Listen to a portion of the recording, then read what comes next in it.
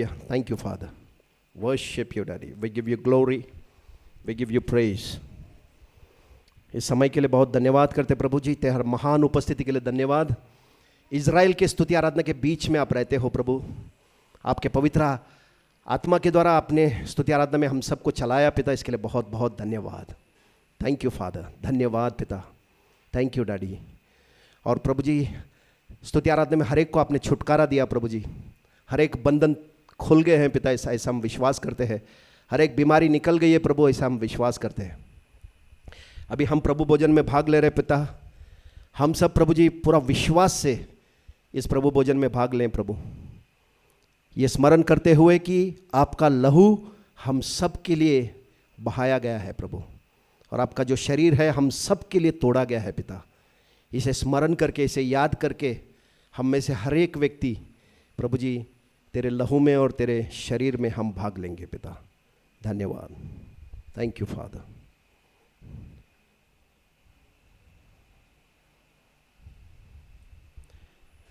Thank you. वचन में लिखा है कि जो शरीर का जो जीवन है, शरीर का जीवन लहू के अंदर होता है ना। शरीर से अगर लहू निकल गया तो शरीर मर जाता है।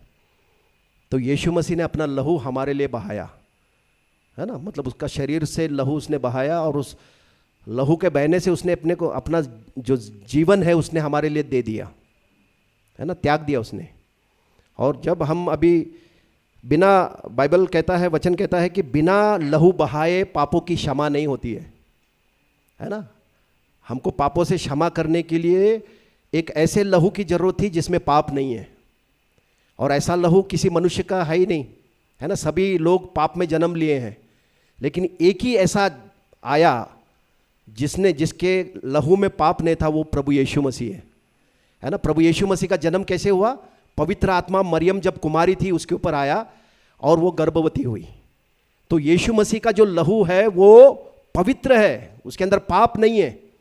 ऐसे ही लहू बहाने की जरूरत थी हम सबको पापों से छुड़ाने के लिए है ना। पिता परमेश्वर ने एक ऐसा देह तैयार किया और ऐसा हमारे लिए एक बलिदान को तैयार किया, जिस एक ही बलिदान और एक ही लहू के बहाने से हमेशा के लिए हमको पापों से छुटकारा मिलकर हम धर्मी बन जाए। हालेलुया है ना। एक ही बलिदान है, और वही बलिदान को हम जब ये है ना कटोरे में से पीते हैं और ये जो रोटी हम खाते हैं, तो हम स्मरण करते हैं कि यही लहू ने हमको पापों से छुड़ा दिया है हमेशा के लिए है ना। हमको हर एक बंधन से छुड़ा दिया है ना। लहू में सामर्थ है, लहू का, प्रभु यीशु का लहू जो है जीवित है।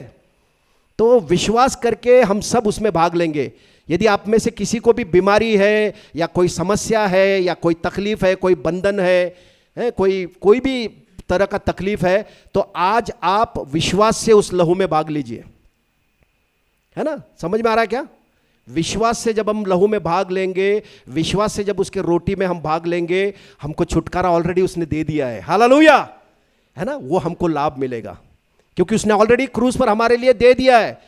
लहू उसने बहा दिया है, उसका शरीर को तोड़ दिया है, और उससे मिलने वाला जो लाभ है वो लेने के लिए हमको विश्वास करने की जरूरत है ना। तो आज जितने सारे, अगर कोई बीमार है, कोई कमजोर है, कोई किसी व्यसन के बंधन में है, तो आज मन में विश्वास करके इस लहू में और इस रोटी में भाग लो, आप उसमें से छूट जाओगे है ना। क्योंकि छुटकारा प्रभु ने अपने आप दे दिया है ना। बिना लहू के बहाए किसी को भी उद्धार नहीं मिल सकता, किसी को भी पापों की क्षमा नहीं मिल सकती है।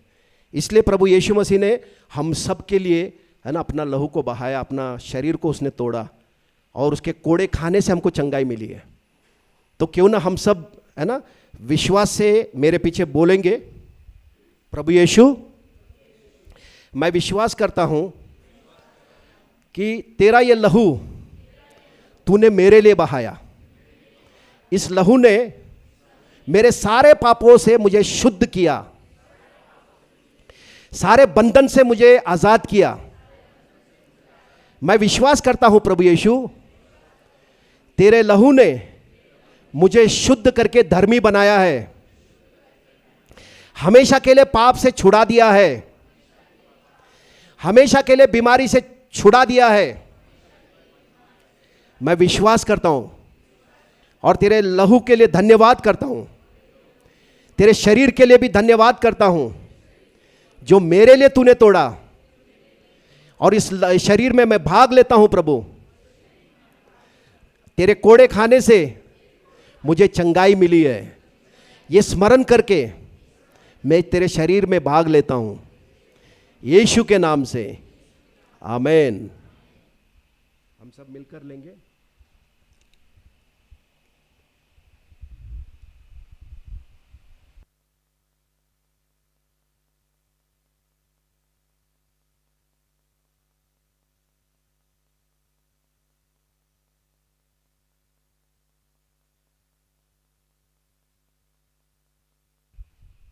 जय मसीह की सभी को। किंगडम ऑफ हेवन मिनिस्ट्रीज़ की तरफ से मैं आप सबका स्वागत करती हूँ। अगर आप में से कोई अपनी गवाही बांटना चाहते हैं तो वो प्लीज़ अपने स्थान पे खड़े हो जाए और हमारे वॉलंटियर्स आप तक पहुँच जाएंगे। ठीक है, हर शनिवार शाम को 6 बजे यहाँ पे हमारी सभा होती है। तो मैं रिक्वेस्ट करूँगी कि सब समय से आए, वैसे सब समय से ही आए हैं। ठीक है, आज जो भी यहाँ नए आए हैं और मैं चाहती हूँ कि आप सभा के बाद हमारे पास्टर जी से ज़रूर मिले, उनसे मिलके ही जाए जो भी आज नए आए हैं।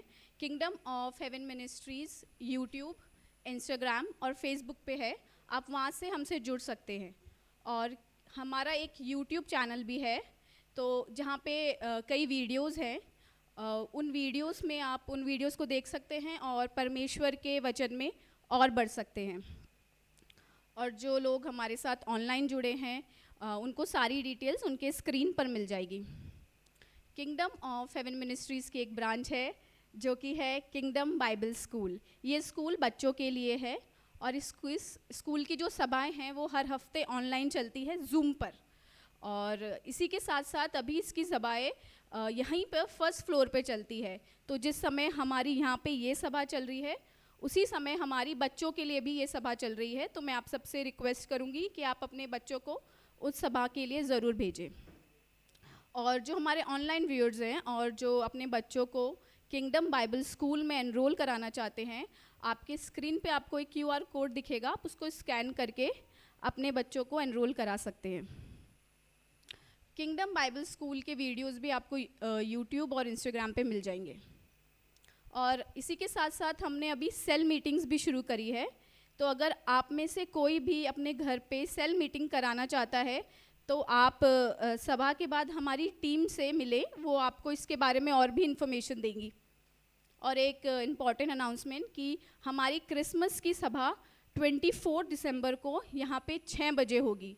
तो मैं आप सबसे रिक्वेस्ट करूँगी कि आप सब आएँ, अपनी फैमिलीज़ को लेके भी आएँ और जो भी आपके जान पहचान के लोग हैं उनको भी लेकर आएँ, क्योंकि बहुत सारे अविश्वासियों का ये सवाल रहता है कि हम क्रिसमस क्यों मनाते हैं।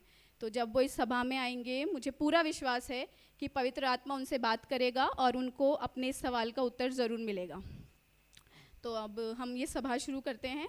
तो आज का समृद्धि का वचन हमारे साथ बांटने के लिए मैं ब्रदर विक्टर और ब्रदर मनोज को इनवाइट करूँगी।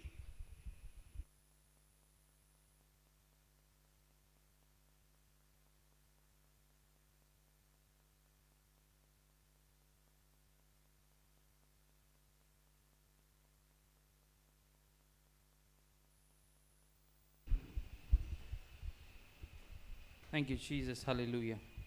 Thank you, Jesus.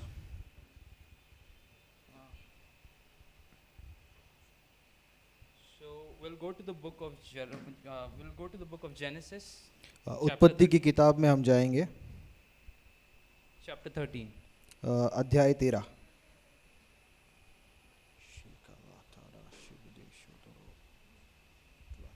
So verse 8 onwards, but I'll give you a gist of what is happening in this entire chapter. 8 वचन से हम पढ़ने वाले हैं, बट उसके पहले मैं आपको छोटे में बता देता हूँ कि इस अध्याय में क्या हो रहा है। So Abraham goes to the land of Egypt. Abraham जो है वो मिस्र देश में जाता है And he prospers over there. और वहाँ पे वो समृद्ध होने लगता है। And Lot, who is his nephew, लूट जो है ये अब्राहम का भांजा जो होता है, just because he is with Abraham, he also prospers. सिर्फ इसलिए क्योंकि वो अब्राहम के साथ चल रहा था तो उसकी भी उन्नति होती है, वो भी समृद्ध होने लगता है। So I want to tell each and every person over here who is a son of God. So wherever you go, you carry prosperity with you. तो यहाँ पर जितने भी लोग हैं, आप परमेश्वर के बच्चे हो और आप जहाँ पर भी जाते हो, आप समृद्धि को अपने साथ लेकर चलते हो। So Bible even says the love of money is the root of all evils. परमेश्वर का वचन ये भी कहता है कि पैसों का जो प्रेम है वो सारी बुराई का जड़ है। Your heart should, the Lord should reign on your heart, not the money. परमेश्वर ने आपके दिल पर राज्य करना चाहिए, पैसों ने नहीं। So we'll go to verse number 8. 8 वचन से हम पढ़ेंगे। अब्राहम ने लूट से कहा, तुम्हारे और मेरे मध्य, तुम्हारे और मेरे चरवाहों के और मेरे चरवाहों के मध्य झगड़ा न हो जाए, क्योंकि हम रिश्तेदार हैं। किधर तक पढ़ना? 9.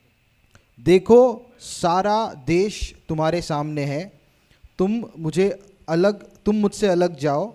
यदि तुम बाईं ओर जाओगे तो मैं दाहिनी ओर जाऊंगा, और यदि तुम दाहिनी ओर जाओगे तो मैं बाईं ओर जाऊंगा। So over here, the word of God says that they became so prosperous that the land couldn't hold him, and the herdsmen of Lot and Abraham started fighting with each other. तो परमेश्वर का वचन यहाँ पर बताता है कि वो लोग इतने समृद्ध हो गए कि एक ज़मीन में वो लोग नहीं रह पा रहे थे, और अब्राहम के जो चरवाहे हैं उनका झगड़ा लूट के चरवाहों से हो रहा था। So Abraham tells Lot that you better separate from me. तो अब्राहम जो है लूट को बोलता है कि अब हमारे बीच में झगड़ा ना हो, इसलिए तुम मुझसे अलग हो जा। So we'll go to the verse 11. तो 11 वचन में हम जाएंगे।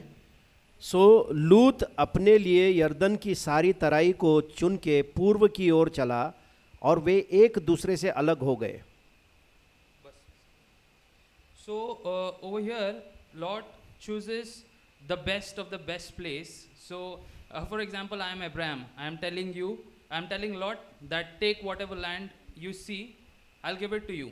तो यहाँ पर हम देखते हैं कि लूत जो है वो उत्तम से उत्तम जो जगह होती है उस जगह को वो चुनता है, और अगर अब्राहम यहाँ पर खड़ा है तो वो बोल रहा है कि तुझे जो ज़मीन पसंद आए उसको तू ले ले। So we see a lot of people in today's era that they are fighting within the family for their properties. आज हम देखते हैं कि बहुत सारे लोग अपने परिवार के साथ झगड़ रहे हैं प्रॉपर्टी के लिए।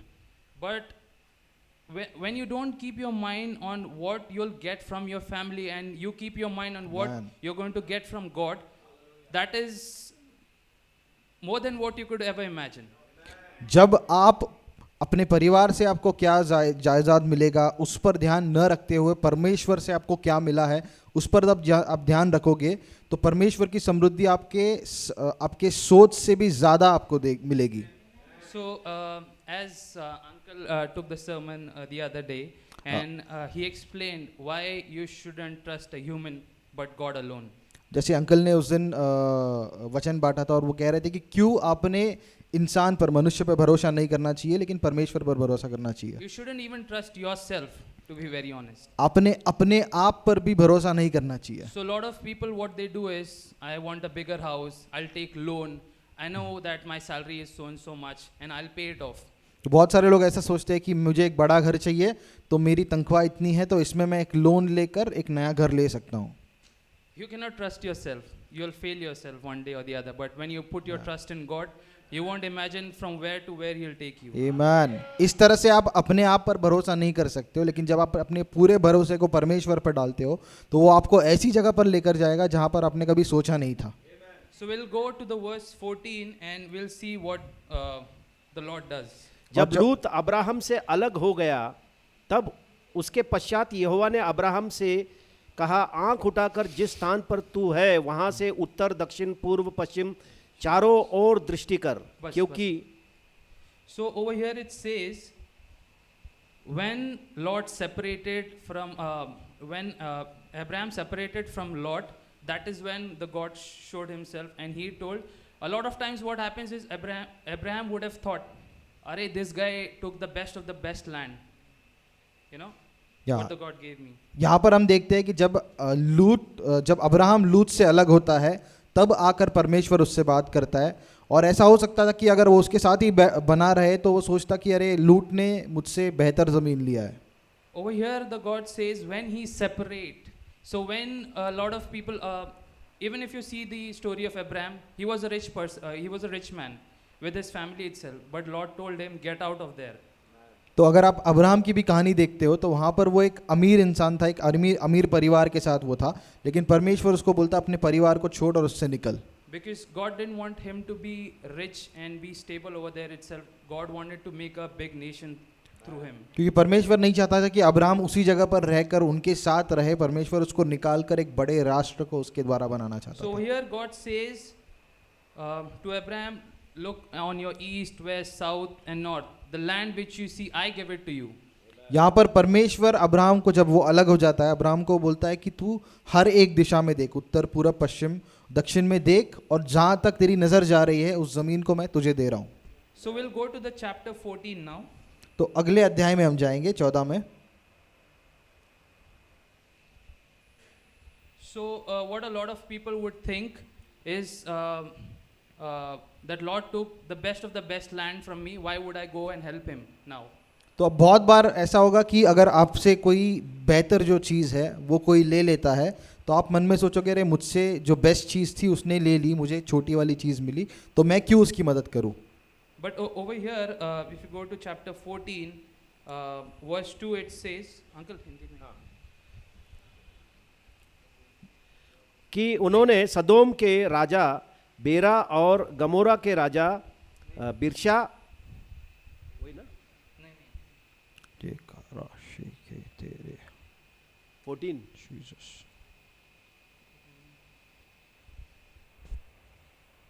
So I'll give you the gist. So what happens is there are like 4 kingdoms which go and fight with 5 kingdoms, and the 5 kingdoms out of the 4 kingdoms have Sodom and Gomorrah where Lot is staying, and the other 5 kingdoms come and defeat them, and they take Lot with them.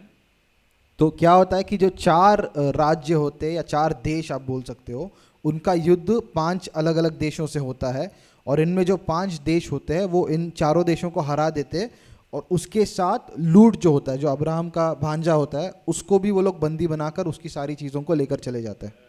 So Abraham comes to know this from a person who has escaped that. तो उस लड़ाई से बचकर जो इंसान जब भाग कर निकलता है वो आकर अब्राहम को बताता है, अब्राहम को तब पता चलता है कि लूट को ये लोग लेकर चले गए। Uncle, verse 14. 14 वचन हम देखेंगे। यह सुनकर कि उसका भतीजा बंदी बना लिया गया है, अब्राहम ने अपने 318 प्रशिक्षित युद्ध कौशल में निपुण दासों को लेकर, जो उसके कुटुंब में उत्पन्न हुए थे, अस्त्र शस्त्र धारण करके दान तक उनका पीछा किया। So over here you see that Abraham is going with 318 people only to fight 5 nations army. तो यहाँ पर आप देख सकते हो कि अब्राहम जो है सिर्फ 318 लोगों को लेकर 5 देशों से लड़ने जा रहा है। If someone would hear that, someone would tell, अरे he's just fooling around. 318 लोगों को लेके 5 आर्मी को कौन हराने जा सकता है? Amen. But over here, he knew that he trusted God with all his heart. He knew that even with 318 people, I would be able, even 1,000 armies would come, I would be able to defeat them. लेकिन क्योंकि Abraham ने अपना पूरा भरोसा परमेश्वर पे डाला था, वो जानता था कि इन 318 लोगों को लेकर भी मैं चाहे 1000 देश मेरे खिलाफ आए तो भी मैं उनसे लड़कर जीत सकता हूँ। So over here, Abraham goes with 318 people and he defeats all the 5 nations. तो यहाँ पर अब्राहम जो है इन 318 लोगों को लेकर जाता है और उन 5 देशों को हरा देता है। So whatever the 5 nations have lost is now Abraham's. अब जो भी इन 5 देशों ने उन 4 देशों से लूटा था और जो भी इनका भी सामान था वो सब अभी अब्राहम लूट कर लेकर आ रहा है। But over here in verse 21, Abraham says, 21 वचन में हम देखते हैं अब्राहम बोलता है, तब सदोम के राजा ने अब्राहम से कहा, प्राणियों को तो मुझे दे और धन को अपने पास रख। he is not even eligible in saying that. तो वो जो सामने का राजा है वो एक विनती कर रहा है और वो विनती करने के क्षमता में भी नहीं है। Uncle, verse 22. या अब्राहम ने सदोम के राजा से कहा, परम प्रधान परमेश्वर यहोवा जो आकाश और पृथ्वी का अधिकारी है, उसकी मैं यह शपथ खाता हूं कि जो कुछ तेरा है उसमें से न तो मैं एक सूत और न जूती का बंधन न कोई वस्तु लूंगा, कि तू ऐसा न कहने पाए कि अब्राहम मेरे ही कारण धनी हुआ, पर जो कुछ इन जवानों ने खा लिया है। So here Abraham says, I won't take, I will not take nothing from a thread of your sandal strap, and that I will not take anything that is yours, lest you say that I made Abraham rich. Man तो Abraham जब ये राजा Abraham से विनती करता है, बोलता है कि सिर्फ जो लोग हैं उनको मुझे दे दे, लेकिन बाकी सामान तू रख सकता है। तो अब्राहम उससे बोलता है, इन 4 देशों में से जो भी लिया था, जो भी तेरा सामान था, उसमें से मैं एक धागा भी नहीं लूंगा, ताकि कल को तू ये नहीं बोले कि मैंने अब्राहम को अमीर बनाया है। Because you know why he said that? Because he was already rich, because he had God with him. Abraham ने ऐसा क्यों कहा? क्योंकि परमेश्वर उसके साथ है, ये वो जानता था। Because the God who created the heavens and the earth, who is the owner of the gold, the diamonds and the silver, is with him. He does not need your money. वही परमेश्वर जिसने स्वर्ग और पृथ्वी को बनाया, जिसने सोने और हीरो को बनाया है, वो अब्राहम के साथ था, उसको पता था, इसलिए उसको उस राजा के पैसों की जरूरत नहीं थी।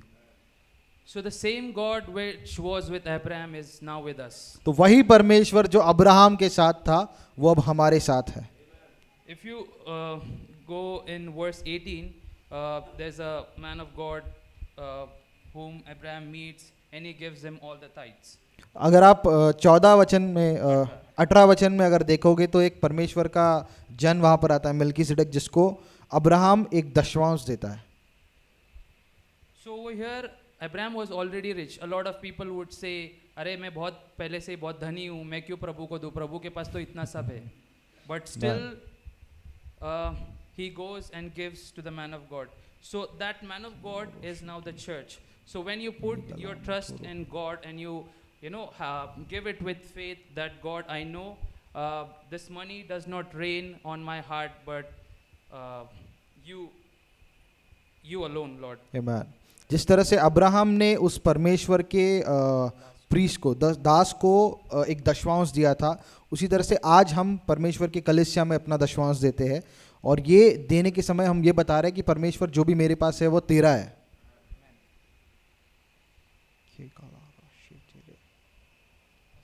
So when you give, you have to give it with faith. और जब आप परमेश्वर को दे रहे हो तो आपको विश्वास के साथ देना है। And you shouldn't, even the poor lady which gave all that he had, the 2 penny which she had, she gave. Like the rich person should not have an excuse why Lord has everything. I was the same person when I started with the Lord. I was a bit stingy because I was like, these church people are making money. But when I got to know that when you give honor to the Lord, that is when my whole life changed. And hopefully I would give more than I would even earn in the future. Amen, amen. तो जिस तरह से हम Bible में देखते हैं कि एक गरीब विधवा थी जिसने अपने आखिरी जो 2 सिक्के थे वो भी परमेश्वर को दे दिया था, तो जो अमीर लोग हैं वो उनके पास कोई प्रश्न नहीं है नहीं देने का। तो भाई बता रहे हैं कि पहले जब वो मसीह में आए थे तो उनका मन ऐसा था कि ये हमको चर्च में क्यों पैसे देने की ज़रूरत है, ये लोग उसको लेकर अमीर बन रहे हैं। और उसके बाद में परमेश्वर ने जब इनके मन को बदला है तो अब वो बोल रहे हैं कि मैं चाह रहा हूँ कि मैं जितना कमा रहा हूँ उससे भी ज़्यादा मैं दे पाऊँ परमेश्वर की आशीषों के द्वारा। Thank you, Jesus. धन्यवाद यीशु।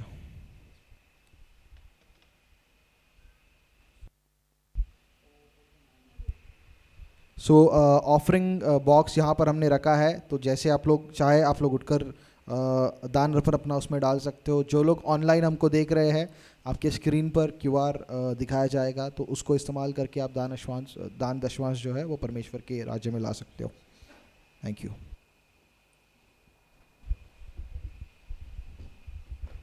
हम परमेश्वर को धन्यवाद देते हैं सुंदर वचन के लिए, और अब हम आज की सभा को आगे बढ़ाते हैं। और आज का वचन हमारे साथ बांटने के लिए मैं ब्रदर अमीश को इनवाइट करूंगी, तो एक ज़ोरदार तालियों से उनको इनवाइट करते हैं।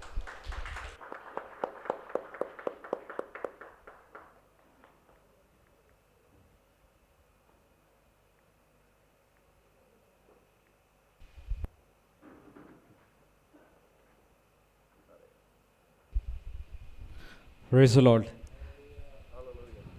सब जग रहे? Praise the Lord. हालेलुया। हाँ,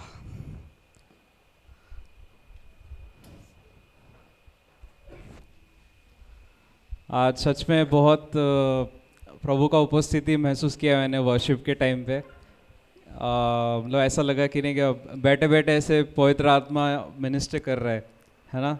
तो बहुत अच्छा वर्शिप लीड किया आज विक्टर ब्रदर, सैम और पूरा वर्शिप टीम ने। मुझे पर्सनली बहुत मतलब मिनिस्टर हुआ आज। तो या ग्लोरी टू गॉड। तो आज हम वचन में सीखेंगे एक ऐसी बात जो बाइबल में हमने बहुत बार देखी है, लेकिन जब प्रैक्टिकल बात आती है, लाइक प्रैक्टिकल लाइफ में उसका क्या करना है, हमको ज़्यादा पता नहीं है ना। आप में से बहुत लोगों ने वचन पढ़ा होगा, मत्ती का 6वां अध्याय 33वां वचन 33। But seek first his kingdom and his righteousness and all these things shall be added to you. पहले उसके राज्य और राइचियसनेस इज धार्मिकता। Yes, seek first his kingdom, पहले उसके राज्य और धार्मिकता की खोज करो और ये सारी बातें तुम्हें मिल जाएगी, है ना। ये सारी बातें तुम्हें मिल जाएगी। ये जो वचन है ये मेरे जीवन का पहला वचन कह सकता हूँ मैं। बाइबल जब मैंने पढ़ना शुरू किया था तो ये वचन मेरा ध्यान ये वचन पे सबसे ज़्यादा गया, क्योंकि मैं उन सब चीज़ों की इच्छा रखता था। मतलब अभी नहीं क्या कि बहुत सारा करना है लाइफ में, बहुत कुछ पढ़ाई करके करियर बना के आगे जाके बहुत कुछ करना है लाइफ में, तो क्या करना चाहिए हमें। तो ये वचन मुझे मिला। ये जब मैंने पढ़ा तो यीशु बात कर रहे हैं यहाँ पे। तो ऊपर का वचन अगर आप पढ़ते हो 32वां वचन, ये कहता है मतलब काफ़ी सारी बातें यीशु मसीह यहाँ पे कहते हैं। तो उसका एक ये बोलते हैं हम कोर बोलते हैं, जो उसका दिल है ये सारी बातों का, ये एक ही है कि किसी भी बात की चिंता मत करो, है ना। चिंता मत करो, यीशु कह रहा है। तो यीशु पूरा एक्सप्लेन करते हैं कि क्यों चिंता नहीं करनी चाहिए। वो कहते हैं कि तुमने फूलों को देखा है क्या, कितने सुंदर है। बोले सुलेमान जो था धरती का सबसे अमीर राजा, वो भी इनके जितना सुंदर नहीं होता था, है ना। जो पंछी उड़ते हैं बाहर, वो काम नहीं करते, वो सेविंग नहीं करते, वो इन्वेस्ट नहीं करते, फिर भी तुम्हारा पिता उनको खिलाता है ना। लेकिन क्या तुम उन पंछियों से ज़्यादा मूल्यवान नहीं हो? क्या तुम उस फूलों से ज़्यादा मूल्यवान नहीं हो, है ना। तो यीशु ये सारी बातें बताते हैं और उसके बाद वो कहते हैं कि ये सारी चीज़ों के पीछे कौन भागते? अन्य जाति के लोग, मतलब जो परमेश्वर को नहीं जानते, है ना। ऐसे लोग ये चीज़ों के पीछे भागते। लेकिन यीशु कहता है कि तुम्हें इन चीज़ों के पीछे भागने की ज़रूरत नहीं है। क्यों? क्योंकि तुम्हारा पिता पहले से ही जानता है कि तुम्हें इन चीज़ों की ज़रूरत है ना। यही एक अच्छे पिता की पहचान होती है कि वो बच्चे के मांगने से पहले उन्हें पता चल जाता है कि अरे इसे इसकी ज़रूरत है ना। जब बच्चा पैदा होता है, बड़ा होता है, उसे नहीं पता कि मुझे स्कूल जाना चाहिए, है ना। वो बहाने बनाता है स्कूल नहीं जाना है। लेकिन जो बाप होता है ना, उसे पता होता है कि आज ये स्कूल जाएगा, पढ़ाई करेगा, तो उससे आगे उसका फ़ायदा होगा, है ना। तो वैसे ही हमारा पिता जो है वो काफ़ी सारी चीज़ें उनके नज़र से देखते हैं। वो जो हमें लगता है कि मैं कोई चीज़ के लिए प्रार्थना कर रहा हूँ, वो होनी चाहिए, पिता ये कर दो, प्लीज़ कर दो। लेकिन पिता को पता है कि ये जो है, ये इसको लग रहा है कि ये मेरे लिए अभी सही है ना।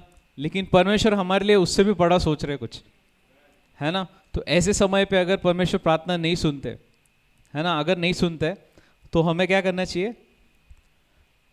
परमेश्वर को गौरव देना चाहिए कि धन्यवाद पिता, आपने मेरे लिए बेस्ट सोचा है ना। मेरे छोटे दिमाग से मैं इतना ही सोच सकता हूँ, लेकिन आपने जो सोचा है वो बहुत आगे का है ना। तो ये करके हम क्या कर रहे हैं? परमेश्वर पे विश्वास कर रहे हैं।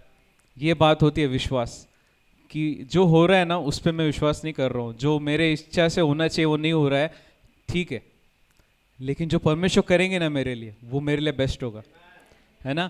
आज मेरी यह गवाही है कि मैं आई थिंक मुझे अभी लॉर्ड में 12 साल हो गए, लेकिन 10 साल पहले मैं जो प्रार्थना करता था उसमें काफ़ी सारी चीज़ें परमेश्वर ने मेरी नहीं सुनी, है ना। मुझे वो टाइम पे वो वचन लेके प्रार्थना करता था कि यीशु के नाम में जो जो कोई तुम मेरे नाम में मांगोगे तुम्हें मिलेगा। वो एक ही वर्स लेके मैं प्रार्थना करता था, बाकी बाइबल अपने को इतना ये नहीं था, मतलब इंटरेस्ट नहीं था तभी। मतलब यही चाहिए, ये बहुत बढ़िया है ना। बहुत बार होता है अपन फ्रिज में जाते हैं, फ्रिज खोल के देखते हैं, जो अच्छा लगता है वो खा लेते हैं। चॉकलेट पड़ा है वो खाएंगे, कुछ फल पड़ा है वो खाएंगे, लेकिन अगर आप खाना नहीं खाओगे तो क्या होगा, आपकी सेहत के लिए अच्छा नहीं है। वैसे अगर आप बाइबल से सिर्फ वही लोगे जो आपको अच्छा लगता है, तो आप लंबे समय में आत्मिक रीति से बलवान नहीं बन पाओगे। आगे जो चीज़ें आने वाली आपके जीवन में, उसके लिए वचन आपको तैयार करता है ना। परमेश्वर का वचन जो है ना, वो यीशु ने क्या कहा था, वो रोटी है, जीवन की रोटी है ना। रोटी हम रोज खाते हैं, बिरयानी रोज नहीं खाते, रोटी रोज खाते हैं। क्यों खाते? रोटी में ताकत होती है, बाकी चीज़ में ताकत नहीं होती। वैसे ही परमेश्वर का वचन है ना, वो हमें तैयार करता है आगे जो चीज़ें आने वाली है जीवन में। जो भी आपको विजय दिलाना चाहता है परमेश्वर, आपके जीवन पे जो बुलाहट है उसे पूरा करने के लिए परमेश्वर का वचन आपको तैयार करता है ना। जैसे हम जिम में जाते हैं, लोग रोज जाते हैं वो, है ना। एक दिन में नहीं होता, बॉडी एक दिन में बनता है क्या? आज जिम लगाया कल बन गया बॉडी, नहीं होता। वैसे परमेश्वर का वचन है ना, अंदर से आपको स्ट्रांग बनाता है और आत्मा में आप स्ट्रांग बनने लगते हो। ऐसे स्ट्रांग बनते हो कि आप मतलब शैतान आपसे डरने लगता है, यार इसको ना इसको छेड़ना नहीं यार, इसको छेड़ा ना ये मेरी बैंड बजा देता है। क्यों? क्योंकि हम जब बलवान बनते हैं ना, तो वचन हमें पता होता है, और जिसको वचन पता होता है उसे शैतान कुछ नहीं कर सकता, उसे वो फंसा नहीं सकता, है ना। तो बाइबल में हम बहुत बार देखते हैं कि हाँ, जैसा कि मैं कह रहा था कि यीशु कह रहे थे कि चिंता नहीं करनी हमें कोई भी चीज़ के लिए। तो उसके बाद यीशु कहते हैं कि ये सारी चीज़ों के पीछे दुनिया के लोग जाते हैं, लेकिन तुम किसके पीछे जाओ? उसके राज्य की खोज करो और उसके धार्मिकता की खोज करो।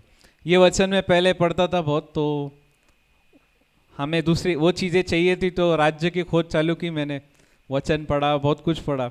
लेकिन ये वचन परमेश्वर ने कुछ दिनों पहले वापस मेरे सामने लाया, और उसमें ये जो भाग है कि उसकी धार्मिकता, उसकी भी खोज करनी है, राज्य की खोज करनी है। तो हमें ही बोलते हैं ना कि बाइबल पढ़ना चाहिए, प्रेयर करना चाहिए, प्रभु के लोगों के साथ रहना चाहिए, जो भी बाइबल में लेकर करना चाहिए।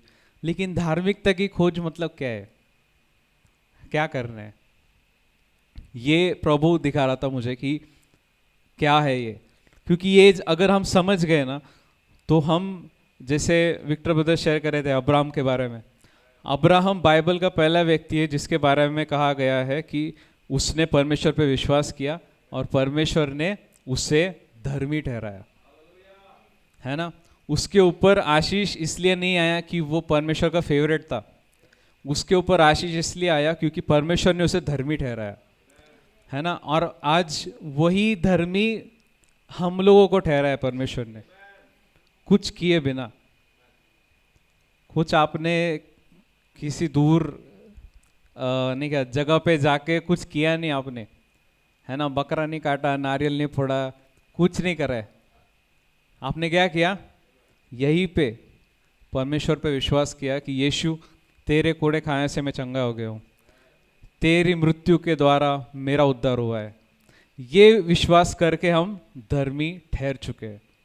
अब ये धर्मी हम ठहर चुके हैं, तो आगे हमें क्या करना है, इसका परमेश्वर क्या करना चाहते हैं हमें, आज वो देखेंगे हम। तो ये काफ़ी इंटरेस्टिंग टॉपिक है ये, क्योंकि ये अगर आप समझ गए ना, तो आपको शैतान फंसा नहीं पाएगा किसी भी चीज़ में। कोई भी चीज़ अगर वो हथियार लेके आता है आपके खिलाफ, तो उसके खिलाफ खड़ा होके उसको कैसे गिराना है वो हम सीखेंगे, है ना। तो हम जाते वचन में मत्ती 6:33 हमने पढ़ लिया। तो यहाँ पे यीशु कह रहे हैं कि उसके राज्य और उसके धार्मिकता की खोज करो। अभी परमेश्वर की धार्मिकता क्या होती है? व्हाट इज दिस धार्मिकता? धार्मिकता का मतलब होता है परमेश्वर की नज़र में आप एकदम सही हो, मतलब आप पे कोई सवाल नहीं उठा सकता, है ना। मतलब अभी पुराने नियम में आई थिंक आपने पुस्तक पढ़ी होगी अय्यूब की, जोब। कितने लोगों ने पढ़ी है जोब की पुस्तक, अय्यूब? अच्छा, कम लोगों ने पढ़ी है थोड़ी। तो पुराने नियम में एक आदमी था, उसका नाम था अय्यूब। तो वो जो था वो अब्राहम के पहले था, वो है ना, मतलब टाइम के हिसाब से। तो उसने, वो परमेश्वर के भय में चलता था। तो परमेश्वर के भय में चलते चलते वो रोज अपने बच्चों के लिए सैक्रिफाइस करता था, मतलब बलि चढ़ाता था बच्चों के लिए, कि मेरे बच्चों ने कोई पाप किया हो तो क्षमा मिल जाए उन्हें, और परमेश्वर के डर में चलता था वो। तो ऐसा व्यक्ति था अय्यूब। तो उसके हाँ, तो उसके बारे में जितने भी लोगों ने पढ़ा है, ज़्यादा लोगों को मतलब यही सुना होगा आपने कि अय्यूब का परीक्षा हुआ था, मतलब है ना, कि उसको बीमारी आई, उसका सब कुछ चला गया, है ना। लोग प्रार्थना करते कि परमेश्वर अय्यूब जैसा मेरे साथ मत करना। वही सीखा है लोगों ने उससे, ज़्यादा सीखा नहीं है कि परमेश्वर की वजह से उसके ऊपर बीमारी आया। वो सब हम देखेंगे वचन में क्या सच्चाई क्या है उसके बारे में। तो अय्यूब का परीक्षा हुआ और वो फेल हो गया उसमें। परमेश्वर ने दिखाया कि मैं धर्मी हूँ, लेकिन मेरे धर्मी बनाए जाने के अलावा कोई धर्मी नहीं बन सकता। मतलब परमेश्वर जब तक नहीं कहते कि तू धर्मी है, तब तक आप धर्मी नहीं हो सकते। आप कितना भी प्रार्थना कर लो, कितना भी उपवास कर लो, लोग 40 दिन करते, आप 80 दिन करो, फिर भी आप धर्मी नहीं बन सकते। सिर्फ यीशु मसीह पे विश्वास करके आप धर्मी बन सकते हो। सिर्फ विश्वास करना है, उससे आप धर्मी ठहरोगे। अब ये धर्मी होने का, जैसे मैंने कहा था कि हमने बाइबल में बहुत बार पढ़ा है ये कि मैं परमेश्वर की धार्मिकता हूँ, है ना। 2 कोरिन्थियों का 5:21 में लिखा है कि मैं परमेश्वर की धार्मिकता हूँ। उसका मतलब क्या है? वो जब हम पढ़ते हैं तो हमें कुछ फील नहीं होता कि यार कुछ अलग बोल रहा हूँ, लेकिन शैतान को फील होता है, उसे फील होता है। वो ऐसे देखता है कि मतलब इसके बारे में मैं पिता के सामने जाके कुछ बोल नहीं सकता, इसको मैं कोई भी इल्ज़ाम नहीं लगा सकता इसके ऊपर। अय्यूब की पुस्तक में अगर आप पढ़ोगे, अय्यूब के बारे में परमेश्वर बोलते हैं कि वो कितना भला है ना, क्या कितना मेरे भय में चलता है। तो शैतान बोलता है कि तूने तो उसको बहुत आशीष दी है, तो इसलिए वो तुझे वर्शिप करता है, तेरी आराधना करता है, तो उसका आशीष ले ले। वो नहीं करेगा, तो शैतान जाके वो आशीष चुरा लेता है, सब खत्म कर देता है, फिर भी वो परमेश्वर की आराधना करता है। तो ये अय्यूब के बारे में जो हम पढ़ते हैं तो हमें पता चलता है कि वो परमेश्वर के भय में चलता ज़रूर था, लेकिन वो धर्मी, परमेश्वर के जो स्टैंडर्ड है, सबसे ऊंचा स्टैंडर्ड है यीशु मसीह वाला, उतना धर्मी नहीं था वो। मतलब इतना सब करने के बाद भी वो नहीं बन पाया।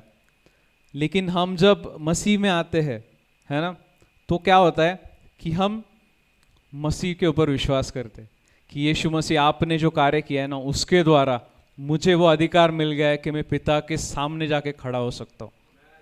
जो अधिकार किसी भी व्यक्ति के सामने नहीं था पुराने नियम में। अगर परमेश्वर के सामने जाना है, वो एक व्यक्ति जा सकता था साल में एक बार, वो था महायाजक, सिर्फ वही जा सकता है। उसे भी ऐसे रस्सी बांध के अंदर छोड़ते थे कि भाई उसने भी अगर कुछ पाप किया है तो अंदर वो मर जाता था। अभी वो मर गया तो उसका डेड बॉडी बाहर कैसे लाना, सो रस्सी बांधते थे तो उसको खींच के लाते थे। इतना डर से परमेश्वर के पास जाना पड़ता था। लेकिन आज यीशु के लहू के द्वारा हम पिता के सामने जा सकते हैं, है ना। पहली बात, हमको पिता बोल के बुला सकते हैं। ये किया है परमेश्वर ने, यीशु मसीह ने हमारे जीवन में, कि हमें धर्मी बना दिया है। कि अभी इसका हमारे जीवन में क्या बदलाव आएगा ये हम देखेंगे आज। हाँ, तो हम जाएंगे वचन में।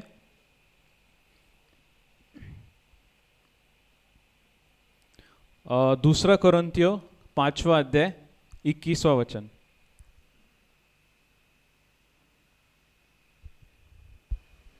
जो पाप से अज्ञात था उसी को उसने हमारे लिए पाप ठहराया कि हम उसमें होकर परमेश्वर की धार्मिकता बन जाएं। आमेन। आमेन। ये वचन ऐसा नहीं कहता है कि हम कि परमेश्वर ने उसको पाप ठहराया जिसने पाप नहीं किया, जिसने पाप जाना नहीं कभी, है ना, उसको पाप बना दिया। मतलब एक ऐसा व्यक्ति है जो पूरा साफ है, जिसने कभी कोई गलती नहीं की, जिसने कभी कोई पाप नहीं किया, ऐसे व्यक्ति को परमेश्वर ने पाप ठहरा दिया, मतलब पाप बना दिया उसको। लेकिन हम जो थे, जो इतना गंदा जीवन जी रहे थे, इतने पाप में थे, हमको उसने क्या ठहराया? अपनी धार्मिकता बनाया। मतलब इतना ज़्यादा बदलाव किया कि वो जो जीवन जी रहा था उसका जो फल था वो हमको दे दिया, और हम जो पाप कर रहे थे उसका जो मृत्यु का दंड था वो उसको दे दिया। ये बदलाव किया परमेश्वर ने। अब इससे क्या हुआ कि ये कहता है कि हमें परमेश्वर की धार्मिकता बनाया है। अभी धार्मिकता का मतलब क्या होता है? धर्मी बनाया नहीं लिखा है इधर, धार्मिकता लिखा है। धार्मिकता का मतलब मतलब एक ऐसी बात कि अगर किसी को जानना है कि परमेश्वर की धार्मिकता क्या होती है, तो वो आपकी ओर उंगली दिखाएंगे परमेश्वर कि ये है मेरी धार्मिकता। वो कैसे? कि वो जो धार्मिकता है वो हमारी खुद की नहीं है ना, हम लोग ने कमाया नहीं है वो कुछ करके, विश्वास कर, मतलब हमने कुछ ऐसे कार्य नहीं किया, उसके लिए काम नहीं किया है। जैसे आप काम करते हो इसलिए आपको पगार मिलता है, सैलरी मिलता है ना, वैसे ये धार्मिकता आपको कुछ अच्छा काम करने से नहीं मिला है। आपने जाके पूरी दुनिया को भी खाना खिलाया ना, तो भी आप धर्मी नहीं बन सकते। लेकिन यीशु मसीह के लहू के द्वारा आप धर्मी बन चुके हो, और वो धर्मी बनने का मतलब बहुत गहरा है ना। मैं ये एक मीटिंग में नहीं बता पाऊंगा आपको, ये मैं आपको बता रहा हूँ क्योंकि आप जाके ये घर पे पढ़ो, आप भी खुद पढ़ो, क्योंकि इसके ऊपर सबसे ज़्यादा हमला करता है शैतान। अभी इसका मैं एक छोटा सा एग्जांपल बताता हूँ आपको। मैंने एक्सपीरियंस किया है कुछ दिनों पहले कि जैसे मैंने कार लिया अभी, तो मैंने जस्ट कार सीखा और कार चालू किया चलाना। अभी वो बड़ी कार है, मैं ड्राइविंग स्कूल में स्विफ्ट में सीखता था, मारुति स्विफ्ट। मारुति मुझे पसंद नहीं है, मारुति सीखता था। तो उससे फिर अभी ये लिए मैंने Hyundai वर्ना, तो उसमें जब मैं चलाता हूँ अभी, तो बड़ी कार है, तो उसका जो सब कुछ अलग है उसका। मतलब कल ही मैं ऑफिस गया था, मेरे कलीग को मैंने बैठाया, वो वैगनर चलाता है। वो जैसे बैठा अंदर, वो बोला अरे भाई ये तो क्वीन है भाई, ये रास्ते के लिए नहीं बनी है, ये इतनी भागती है गाड़ी, इतनी मस्त है। बोले तू बड़े हाईवे पे लेके जा इसको, मज़ा आएगा तुझे। उसको मज़ा आया चलाने में। तो वो कार मैं अभी चला रहा हूँ, ठीक है। अब उसमें क्या हो रहा है कि जैसे मैं चला रहा हूँ तो थोड़ा अभी मैंने गियर वाली बाइक नहीं चलाई है कभी, तो मैं एक्टिवा चला के डायरेक्ट कार चलाने लग गया हूँ। तो मुझे वो गियर सिस्टम इतना अच्छे से नहीं समझता था, तो मुझसे ना बहुत बार सिग्नल पे गाड़ी बंद होती थी, पीछे वाले हॉर्न मार रहे एकदम पूरा। इतनी गालियाँ मैंने सुनी है, इतनी लाइफ में नहीं सुनी है कि ये 2 वीक में सुनी है मैंने।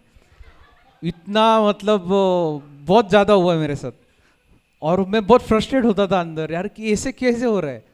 मैं इधर प्रभु के बारे में बताता हूँ लोगों को, अच्छा सब चल रहा है, कार दिया प्रभु ने, चलाने नहीं आ रहा तुझे, प्रभु ने दिया तुझे चलाने नहीं आ रहा।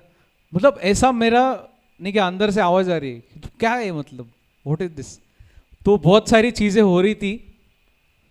तो उससे क्या होने लगा, मैंने वो जो बातें कही जा रही थी बाहर से, वो जो देख रहा हूँ मैं, वो फिर अंदर से जो आवाज़ आ रही है, मेरा दिल खा रहा है मुझे, वो लेके मैंने खुद को डिफाइन करना शुरू किया। मतलब खुद को मैंने ये किया, क्या बोलते हैं, नहीं, हाँ, मैंने खुद को बहुत छोटा समझने लग गया मैं, वो एक बात की वजह से। मतलब अभी सपोज मैं इधर से गाड़ी लेके गया, पूरा राउंड मार के आया 10-12 किलोमीटर, उसमें मैंने मस्त चलाया गाड़ी, सिर्फ एक जगह पे गाड़ी बंद हुआ था, मुझे वो 10-12 किलोमीटर याद नहीं रहता। सिर्फ वो एक चीज़ याद रहती है और वही चीज़ मेरे दिल पे लग जाती थी। तो वो लेके ना मैं बहुत बार खुद को कोसने लग गया था कि यार ये मैंने किया, गलती हो गया, ये क्या हो रहा है, व्हाई दिस इज हैपनिंग। मेरी वाइफ प्रेग्नेंट है, उसको लेके जाता हूँ मैं, ऐसे नहीं होना चाहिए। तो बहुत सब कुछ मैंने बोझ मेरे ऊपर ले लिया और मैं खुद को ऐसे करने लग गया। तो अभी इसमें क्या हुआ कि ये करते करते मैं खुद को बहुत छोटा समझने लग गया। अभी ये आप लोगों के लिए ऐसी बात हो गई कि अरे ऐसा कैसे, क्या ब्रदर क्या किया आपने, लेकिन आपने भी किया होगा ये, लेकिन किसी और चीज़ में किया होगा। मैं से बता रहा हूँ क्योंकि बहुत सारी चीज़ें होती हैं हमारे जीवन में जो हम उसको लेके ना खुद को क्या बोलते हैं, सीना पीटते हैं हम खुद का कि मैंने किया, मैंने गलत किया, मेरे को नहीं करना चाहिए था, मैं ऐसा ही हूँ, मैं ऐसा क्यों करता हूँ। लेकिन परमेश्वर जब आपको देखते हैं ना, वो आपको पूरा धर्मी देखते हैं। वो आपकी गलतियां नहीं देखते, वो ये नहीं देखते कि आपने क्या गलत किया। उनको पता है आप गलत करते हो, उनको पता है आप गिरते हो, उनको पता है आप बहुत नहीं क्या मूर्खता वाली चीजें करते हो, लेकिन वो भी क्या करे, उनके बेटे हम है ना, हम उनके बच्चे हैं। मैं तो कभी कभी सोचता हूँ कि इसे क्या बोलते हैं, उसे स्वर्गदूत, उनको भी लगता होगा अरे दुख है इसको, क्या कर रहे हैं, लेकिन परमेश्वर बोलते नहीं, मेरा बेटा है।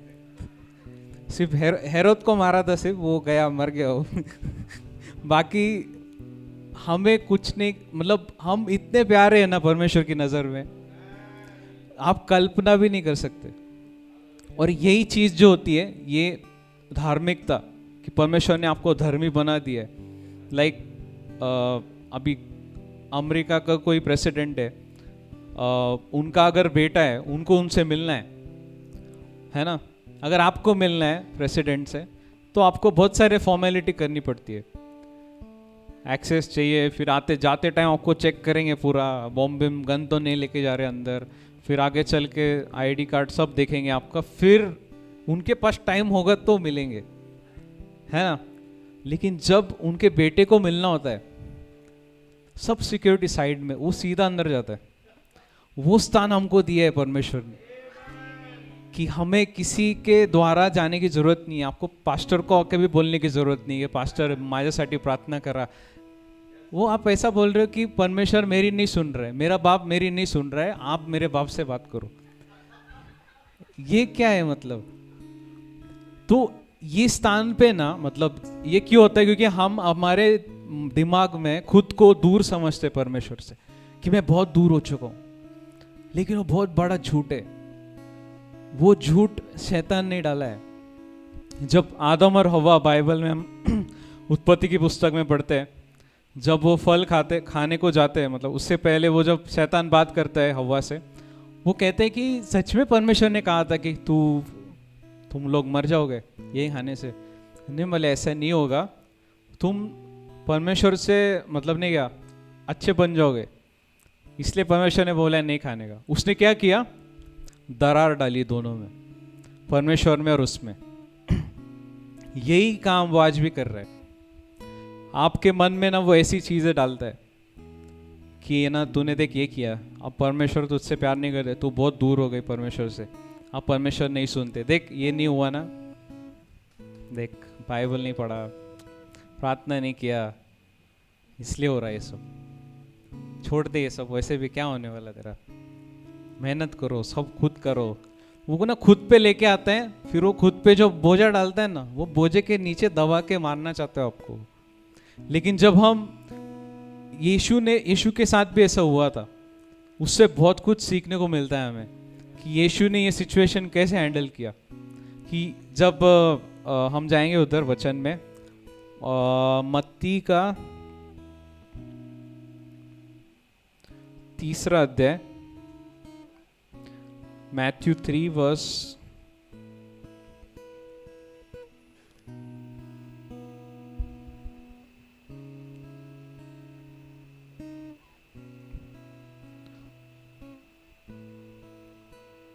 3 वचन 16 और 17।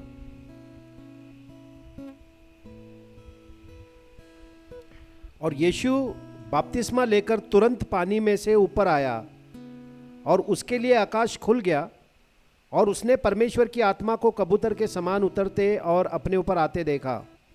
और यह आकाशवाणी हुई, यह मेरा प्रिय पुत्र है जिससे मैं अत्यंत प्रसन्न हूँ।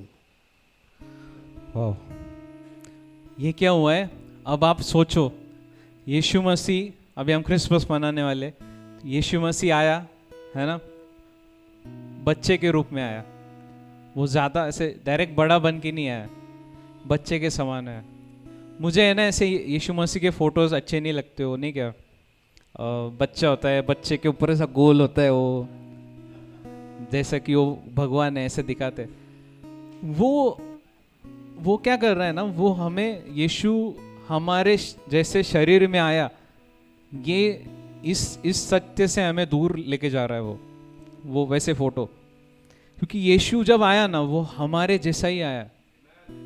जैसे एक महिला जैसे बच्चे को जन्म देती है, उसको जो तकलीफ होती है, उसके बाद बच्चे को बाहर निकाल के साफ करना पड़ता है, फिर उसको वो प्रॉपर उस कपड़ों में रखना पड़ता है। सब हुआ यीशु के साथ। हमने जो जो सहन किया है ना, सब उसने सहन किया है, सब उसके साथ वैसा ही हुआ। तो वो जब हुआ, उसके बाद लगभग 30 साल तक यीशु मसीह अब हमारे जैसा जीवन जिया उसने। सिर्फ एक चीज़ का अंतर था, वो परमेश्वर को पहला स्थान देते थे और उन्होंने कभी भूले नहीं हो कि मैं परमेश्वर का बेटा हूँ, है ना। हमारे जैसे ही उन्होंने जीवन जिया 30 साल तक।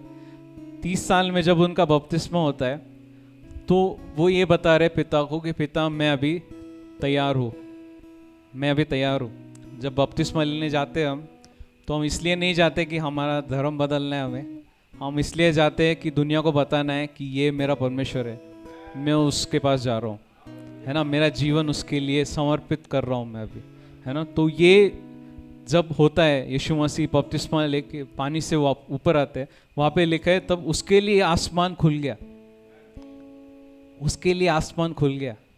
अब ये इस दिन तक यीशु मसीह ने एक भी चमत्कार नहीं देखा है। यीशु के जीवन का पहला क्या बोलते हैं आप, सुपरनैचुरल एक्सपीरियंस था ये यीशु के जीवन का, कि उसने देखा कि जैसे वो आता है, आसमान खुल जाता है और पवित्र आत्मा नीचे आता है, लेकिन एक आवाज़ भी आती है, पिता की आवाज़। वो आवाज़ पिता की यीशु ने सुनी कि तू मेरा प्रिय पुत्र है और मैं तुझ में बहुत प्रसन्न हूँ। अब इस जैसे कि मैंने कहा, 30 साल तक यीशु मसीह ने एक भी चमत्कार नहीं किया, एक भी चंगाई नहीं की, एक भी मुर्दों को नहीं जिलाया, एक भी क्या बोलते हैं ऐसे, कुछ भी ऐसे काम नहीं किया है जिससे परमेश्वर ने बोलना चाहिए कि भाई मैं तुझ में प्रसन्न हूँ। बिना काम के कैसे बोल दिया फिर? वैसा ही हमारे साथ भी होता है आज। आपको कुछ करने की जरूरत नहीं है कि परमेश्वर बोले कि मैं तुझसे खुश हूं। जो उन्होंने यीशु के लिए बोला है ना, वो आप सब लोगों के लिए बोल रहे हो कि मैं तुझ में बहुत खुश हूं। तू मेरा नाम लेता है, तो सुबह मुझे पहला स्थान देता है, कभी भूल जाता है लेकिन वापस आता है मेरे पास, वो मेरे लिए ज़्यादा कीमती है ना। क्योंकि जैसे आप परमेश्वर के पास आते हो ना, आप दिखा रहे हो कि यार मुझे इस दुनिया से कुछ लेना देना नहीं है, मुझे परमेश्वर चाहिए, मुझे पिता चाहिए। जैसे हम आते हैं पिता के पास, वो एक कदम काफ़ी है उनके लिए। जैसे उड़ाऊ पुत्र वापस आता है, पिता उसका इंतज़ार नहीं करता, इधर आ और पैर पे गिर के इधर ये करने का, नाक रगड़ने का, ऐसा नहीं बोला उसने। उन्होंने क्या किया? भागते हुए गए इधर से, मेरा बेटा आया है, उसको जाके गले लगाया। वो सुअर का पूरा स्मेल आ रहा था उसके ऊपर, उसको गले लगा के चूमते हो, उसके कपड़े फटाफट चेंज करवाते। ए मेरा बेटा ऐसा नहीं दिखना चाहिए, मेरा बेटा ऐसे कैसे दिख रहा है, उसके कपड़े बदलाओ, उसको चप्पल दो, उसको रिंग पहनाओ, वापस से रिंग पहनाओ, मतलब वापस जायदाद में हिस्सा दो उसको। उसने कुछ खोया नहीं। जब आप पाप करके गलती करते हो ना, आप कुछ खोते नहीं हो, क्योंकि जो उसका जो भरपाई था ना, यीशु ने क्रूस पर कर दिया है। उससे बड़ा भरपाई आप नहीं दे सकते। आप ना कि आपके उपवास के द्वारा, ना आपको खुद को तकलीफ देने के द्वारा, ना आपके आंसुओं के द्वारा, लेकिन एक ही चीज़ आप कर सकते हो कि ये हमेशा याद रखना कि मैं परमेश्वर की धार्मिकता हूँ। धार्मिकता होना मतलब ऐसा स्थान है ना कि पुराने नियम का कोई भी व्यक्ति वो स्थान पे पहुंचने का सपना भी नहीं देख सकता था। इतना ऊंचा स्थान दिया परमेश्वर ने कि वहां से आप गिर नहीं सकते। आप सोचते हो ऐसा कभी? ऐसे स्थान पे बैठा है स्वर्गीय स्थानों में, वहां से आप गिर सकते हो क्या? क्योंकि आप खुद नहीं चढ़े ना उधर, आप खुद की मेहनत पे नहीं चढ़े उधर। परमेश्वर ने उठा के अपने बाजू में बिठा दिया, बोले ये मेरा बेटा है, ये तेरा जगह है, यहां से तू गिर नहीं सकता। यहां पे शैतान तेरे पैर के नीचे। ये स्थान हमको दिया है। अब ये स्थान हमको जैसे मिल गया है, हमें पता है ना, वैसे यीशु को भी ये जब परमेश्वर की आवाज आती है कि तू मेरा प्रिय पुत्र है, तुझ में मैं प्रसन्न हूं। अब यीशु ने सुन ली बात। उसके बाद क्या हुआ? 4 अध्याय 1 वचन मत्ती का। तब उस समय पवित्र आत्मा यीशु को एकांत में ले गया ताकि शैतान से उसकी परीक्षा हो। हाँ, ये क्या हो रहा है? यीशु को किसने चलाया? पवित्र आत्मा ने, कि उसकी परीक्षा हो। अब जैसे मैंने कहा था अय्यूब के बारे में कि अय्यूब की परीक्षा हुई थी, वैसे हम में से कोई भी ऐसा नहीं है जो बोलेगा मुझे वो परीक्षा देनी है। कोई नहीं दे पाएगा, और वो देने की जरूरत आज नहीं है, क्योंकि यीशु ने परीक्षा दे दी हमारे लिए, है ना। जब वो जंगल में गया, 40 दिन वहां पे थे यीशु मसीह। वहां पे लिखा है कि उन्होंने उपवास किया। उपवास इसलिए नहीं किया क्योंकि वो करना था, कुछ था नहीं खाने के लिए। वो जानबूझ के पवित्र आत्मा की अगुवाई से वहां पे खुद गए और वहां पे रहे। उनको पता था अंदर कुछ नहीं मिलेगा खाने को, कुछ नहीं है, फिर भी गए। वहां पे जाके क्या किया उन्होंने? 40 दिन वो भूखे थे, और उसके बाद 40 दिन बाद अगर आप कुछ नहीं खाते हो तो आपका बॉडी सपोर्ट नहीं करेगा आपको। बहुत सारी चीजें होती है एंड बहुत कमजोर हो जाती है आप लोग, मतलब नहीं कहा, जब आप खाते नहीं हो 40 दिन तक। तो ये हो रहा था यीशु के साथ। अब इसी पॉइंट पे क्या होता है? शैतान आता है और क्या कहता है? If you are the son of God command that the stones become bread. अगर तू परमेश्वर का पुत्र है, अभी यीशु ने क्या सुना था 40 दिन पहले? तू मेरा पुत्र है। शैतान क्या पूछ रहा है? अगर तू परमेश्वर का पुत्र है, मतलब जो वचन आपको मिलता है उसकी परीक्षा करता है शैतान। जैसा वचन आया ना, उसको सवाल, आपके मन में सवाल उठाता है। आपने विश्वास किया कि हाँ परमेश्वर मेरा रचयिता है, परमेश्वर मेरा कर्जा खत्म करेगा, परमेश्वर मेरा मेरे परिवार को उद्धार देगा, परमेश्वर मुझे आशीषों से भरेगा, मेरा द्वारा बहुत सारे लोगों को राज्य में लाएगा। जो भी आपको परमेश्वर ने कहा है, शैतान बार बार आके वही चीज आपके माइंड में डालेगा। हो रहा है क्या ये? बोला तो था, सच में बोला था क्या? ठीक से सुनना है क्या तूने? यहाँ पे यीशु के साथ भी वही हो रहा है। वो पूछ रहा है कि अगर तू परमेश्वर का पुत्र है तो ये करके दिखा। अब यीशु ने क्या किया? यीशु उसके साथ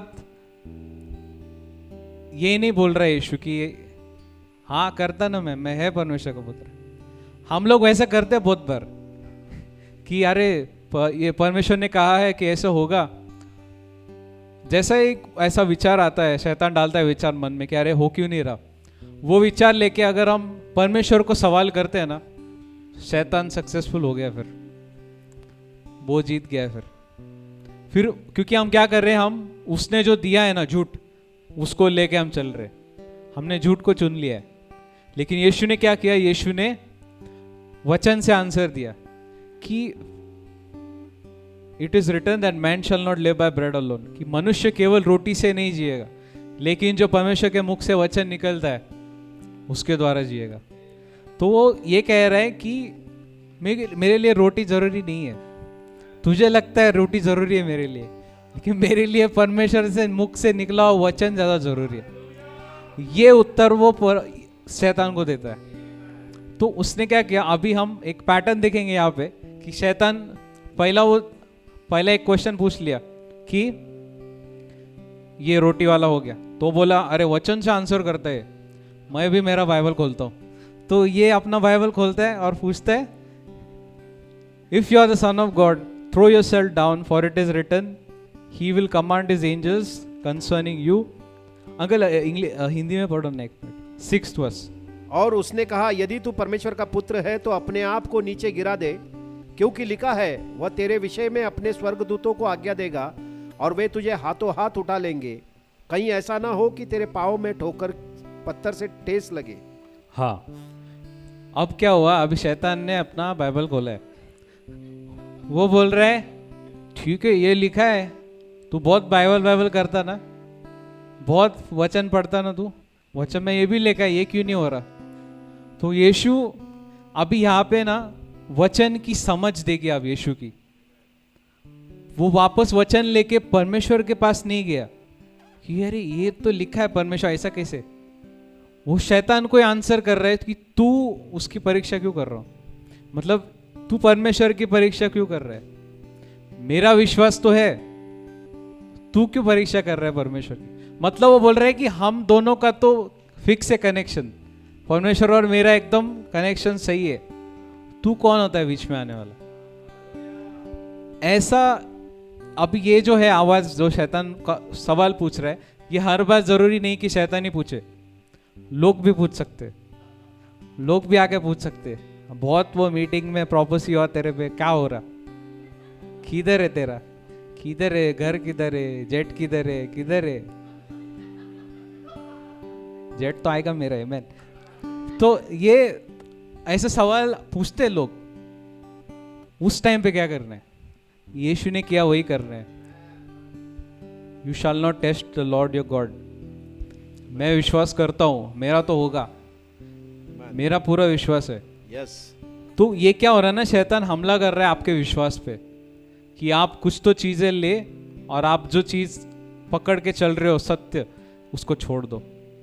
क्योंकि इससे क्या होगा, जैसे आप झूठ में विश्वास करते हो ना, वो आपके जीवन में कार्य कर सकता है। लेकिन अगर आप जो परमेश्वर ने दिया है उसको लेके आगे बढ़ रहे हो, ये मुश्किल लगेगा कुछ टाइम तक, लेकिन जैसे मैंने कहा स्टार्टिंग में, जैसे हम जिम जाते हैं या एक्सरसाइज करते हैं, हमारी बॉडी तैयार होती है ना, बॉडी स्ट्रांग होती है, वैसे जैसे हम वचन लेके वचन का इस्तेमाल करने लगते हैं तो हमारे आत्मिक सामर्थ्य जो है ना, मतलब आत्मिक व्यक्ति का सामर्थ्य, आत्मिक सामर्थ्य नहीं बोलूँगा, स्पिरिट मैन जो है आपका, वो अंदर से एकदम बलवान बन जाता है। और जैसे आप ऐसे बढ़ोगे ना, तो ये जो छोटी छोटी प्रॉब्लम है, अभी जो मैं घर पे सिलेंडर उठाता हूँ अभी 14 किलो का, वो मुझे उठाने में अभी तकलीफ होता होगा थोड़ा, लेकिन अगर मैं रेगुलर जिम जाता हूँ वो मैं एक हाथ में उठा के लेके जा सकता हूँ। क्यों? मेरा सामर्थ्य बढ़ाया मैंने। वैसे परमेश्वर के वचन में हम बढ़ बढ़ के हमारा सामर्थ्य जब बढ़ जाता है, ये ऐसे छोटे चिल्लर क्वेश्चन का आंसर हम देते भी नहीं है ना, ये हमको तकलीफ भी नहीं होगा कभी, क्योंकि हमारी सोच बड़ी हो चुकी है, हमारा जो एपेटाइट है, हमारी भूख है वचन की, वो बढ़ चुकी है ना। एक बहुत लेवल बढ़ाते हैं परमेश्वर, लेकिन यही चीज ना शैतान इसके खिलाफ आता है बहुत, कि आपको वो बड़े चीजों में जाना ही नहीं देना चाहता। वो हमेशा छोटी चीजों में आपको क्वेश्चन डालता रहेगा, ये क्यों नहीं हो रहा, वो क्यों नहीं हो रहा। आप एक चीज ट्राई करो, सिर्फ ये चीज साइड में रखो और परमेश्वर के साथ रिश्ता बनाना है मुझे, बस ये चीज पे फोकस करो। कि मेरे साथ जब हुआ था ऐसा, मैं जो भी प्रार्थना कर रहा था कि परमेश्वर मुझे ना पहला जॉब चाहिए, आई वांट एटलीस्ट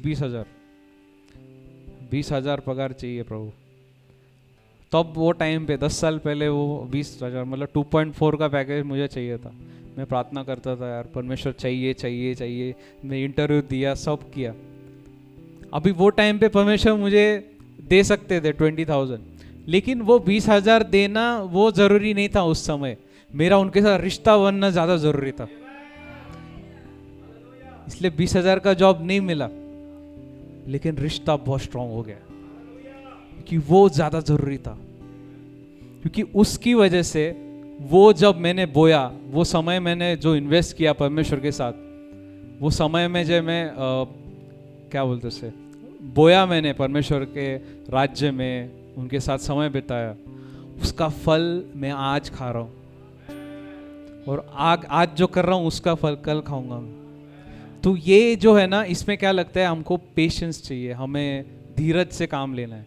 अभी ये जो शैतान ऐसे सवाल कर रहा है ना यीशु को, ये ऐसे सवाल है कि अभी कर, अभी जंप मार, अभी रोटी बना, उसको सब ने एकदम छोटा इसमें लेता है। वो बोले आज अभी होना चाहिए, उसका सोच ऐसा है क्योंकि उसको भी पता है कि पिता का हृदय जो है ना, वो ऐसा फटक से पिता दे सकते, लेकिन उससे ज्यादा परमेश्वर को चाहिए कि आप बढ़ो, है ना, क्योंकि मुझे मेरे राज्य का जिम्मेदारी उस कंधों पे देना है। अगर तुम्हारे कंधे मजबूत नहीं है तो वो जिम्मेदारी कैसे देंगे? क्योंकि परमेश्वर आपको वारिस के तौर पे देखते हैं, आप वारिस हो उसके, है ना, आप भक्त नहीं हो। बाकी जगह पे भक्त होते, भक्त आके डांस करके ताली मार के वो करके चले जाते, कभी लगा तो लगा कुछ मिलता उनको, लेकिन परमेश्वर का वचन कहता है कि हम मतलब it is my father's pleasure to give you the kingdom, है ना। ये परमेश्वर को खुशी होती है जब वो आपको राज्य देते हैं। उनका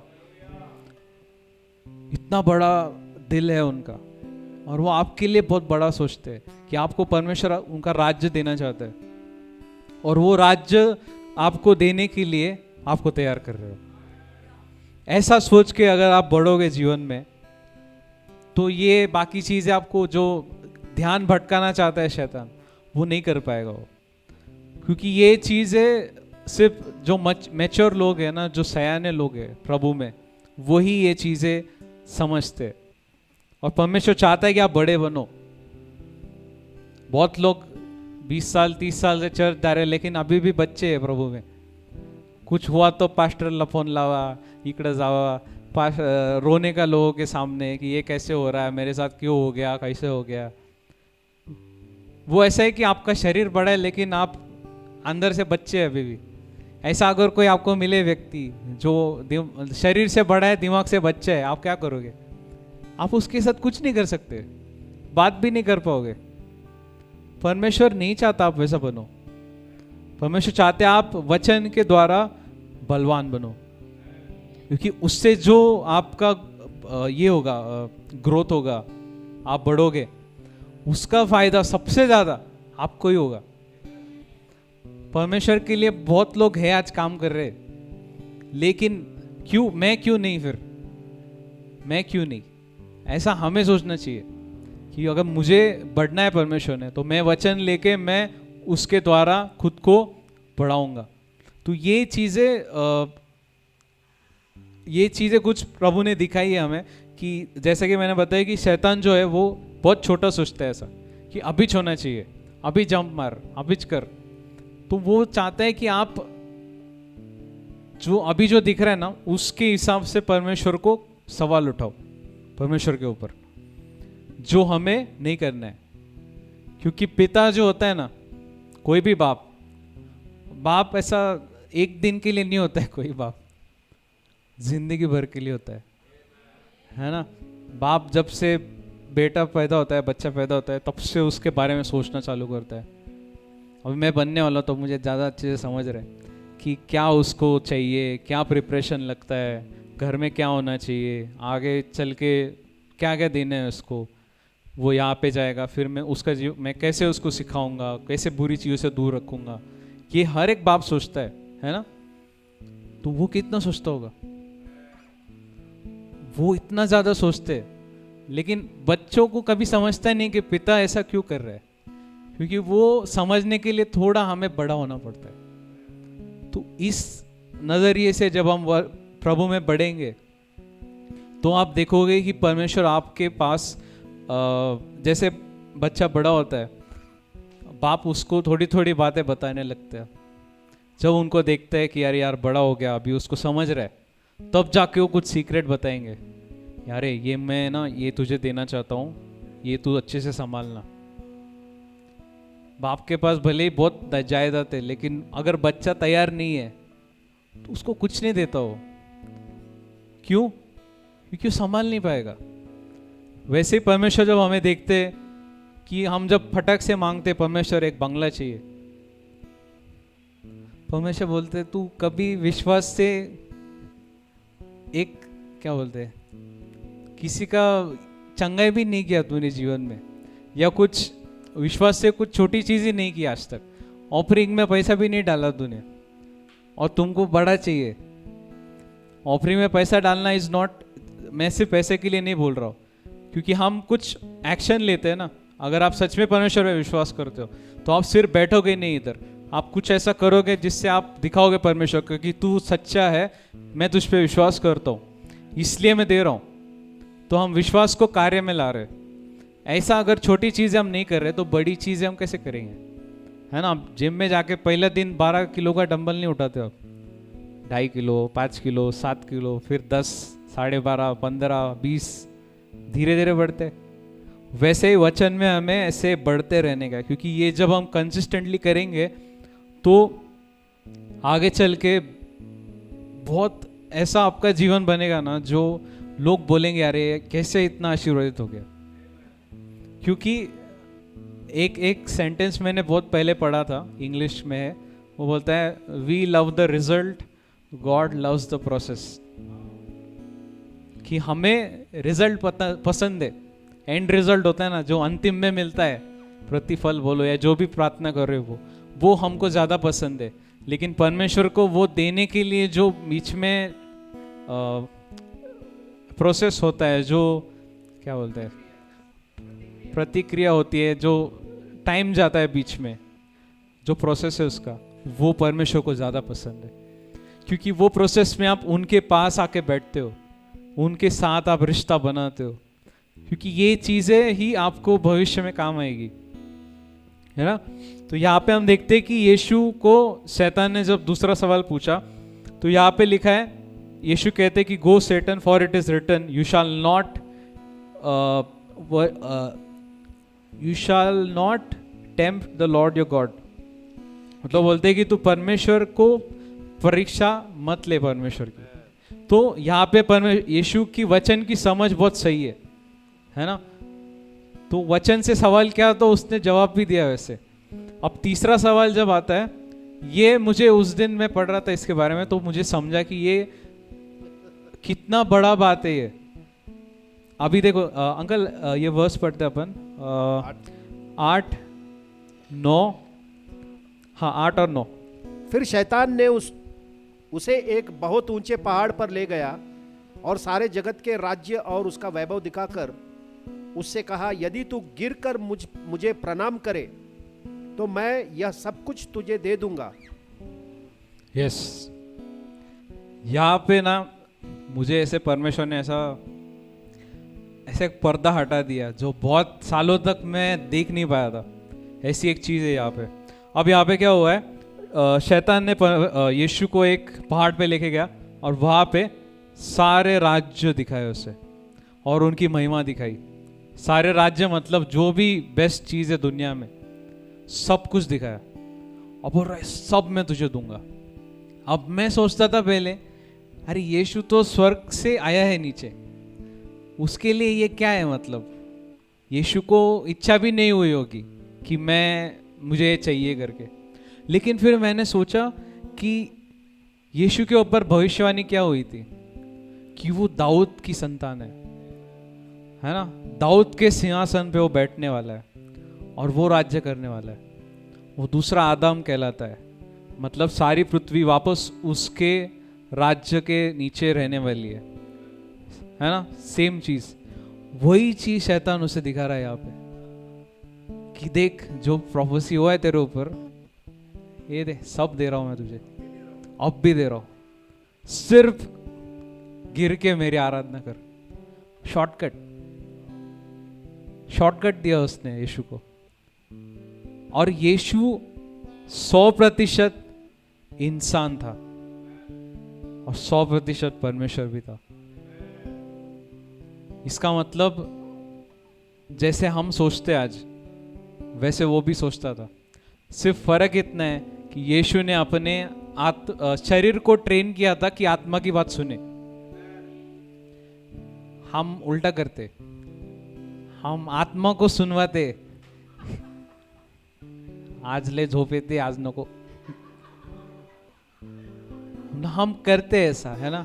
यीशु उल्टा करते थे। यीशु ने शरीर को ये 40 दिन क्या किया, उन्होंने शरीर को पूरा नीचे ले गया है वो, कि मैं तुझे प्यार नहीं करूंगा, शरीर को मैं उसके लेवल पे रखूंगा, आत्मा का स्तर हमेशा ऊपर रहेगा, आत्मा की बात शरीर को सुननी पड़ेगी। ये यीशु का सेट था, इसलिए यीशु को ये सब मुमकिन हुआ कि यीशु उसको जवाब दे सके मुंह पे। अगर हम ऐसा नहीं कर रहे हैं तो फिर हम भी शॉर्टकट ले सकते थे। आज भी अभी ये जो हो रहा है, अभी जो आपके ऊपर प्रोफेसी हुआ है, जो भी परमेश्वर ने दिया है आपको, प्रार्थना करते टाइम कुछ बोला होगा परमेश्वर ने कि मैं तेरे साथ ये करना चाहता हूँ, या ये मैं करूँगा तुम्हारे जीवन में, ये तेरे जीवन के लिए गोल है, ये तेरा मिशन है जो यीशु ने दिया है आपको। वो करने के लिए जो भी चीज़ चाहिए सब परमेश्वर ही देने वाले। आपको बाहर जाके किसी के पास हाथ फैलाने की जरूरत नहीं पड़ेगी।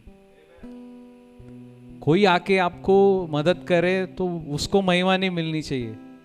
जैसे विक्टर ब्रदर ने शेयर किया, जब अब्राहम को वो राजा आके बोल रहा था कि सब तू रख ले, सिर्फ मेरे को लोग दे दे मेरे वापस, ताकि मैं राजा बना रहूं, है ना। अब्राहम क्या बोलता है, नहीं चाहिए मुझे, कुछ नहीं चाहिए, नहीं तो कल उठ के तू बोलेगा कि मैंने इसको अमीर बनाया। वो बोलता है मुझे अमीर बनाने वाला सिर्फ परमेश्वर होना चाहिए, कोई नहीं होना चाहिए दूसरा। आज अगर आपके पास कार आती है, घर आता है, लैंड आती है, बिजनेस आता है, जो भी आता है, परमेश्वर नहीं चाहते कि कोई दूसरा उठ के बोले कि बैंक ने फाइनेंस किया है बिजनेस, बैंक ने फाइनेंस किया कार, बैंक ने फाइनेंस किया घर। परमेश्वर नहीं चाहते कि बैंक को महिमा मिले। 100% वो फंडिंग करेंगे, सब कुछ वो देंगे। ये जब ऐसे हम सोचेंगे, ऐसा अब्राहम सोचता था, अभी हमने सुना, इसलिए वो धर्मी भी था और वो सोच भी उसका सही था। तब जाके वो हम देखते कि वो इसका नाम इतना बड़ा है आज, अब्राहम को पूरी दुनिया जानती है। तो वैसे ही परमेश्वर चाहते कि हमारा भी नाम बड़ा हो। अब्राहम की संतान है हम, है ना, उसके जैसा हमें भी परमेश्वर पे निर्भर रह के, परमेश्वर के वचन से, परमेश्वर पे विश्वास करके चलने वाला पीढ़ी बनना है। क्योंकि ऐसी पीढ़ी दुनिया के लिए बहुत नहीं है। दुनिया में हम जाते हैं ना, लोग 17 कितनी सारी बातें करते हैं, यार ऐसा होगा, ये बीमारी आता है, 50 साल तक ही जीऊंगा मैं। अपने मुंह से बोलते हो कि मैं तो 50 तक ही जीऊंगा, ऐसा लगता मुझे। जबकि वचन कहते हैं कि आपके मुख में जीवन और मृत्यु का सामर्थ्य है। वो मृत्यु बोल रहा है, वो खुद बोल रहा है मैं 50 में मरूंगा। तो वैसे ही होगा उसके साथ। अगर हम भी उनके साथ जुड़ के, अरे हाँ हाँ सही बोल रहे हो, तो आप भी उस पर साइन कर रहे हो। आपको वही बोलना है जो परमेश्वर के वचन में लिखा है। भले दुनिया कुछ भी बोले, वो भले ही दुनिया में कोई भी आदमी हो, कितना भी बड़े पोस्ट पे हो, लेकिन बाइबल जो है हमारे लिए वो सबसे ऊंची है। परमेश्वर जो बोलता है वो सबसे ऊंचा है। उसके खिलाफ अगर कोई बोलता है, वो कोई भी हो, उसके शब्दों को उतना महत्व नहीं देना है हमको। उसके शब्द ऐसा लेके कचरे में डाल देने का।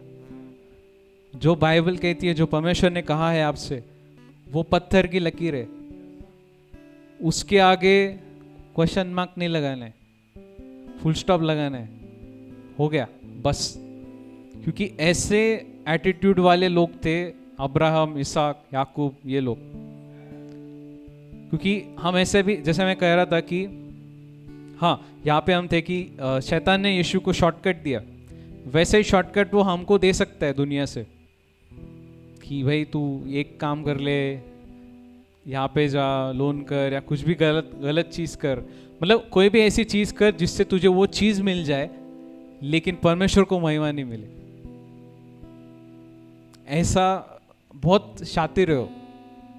और अगर हम वचन में बड़े नहीं है तो हमको बेवकूफ़ बना सकता हो।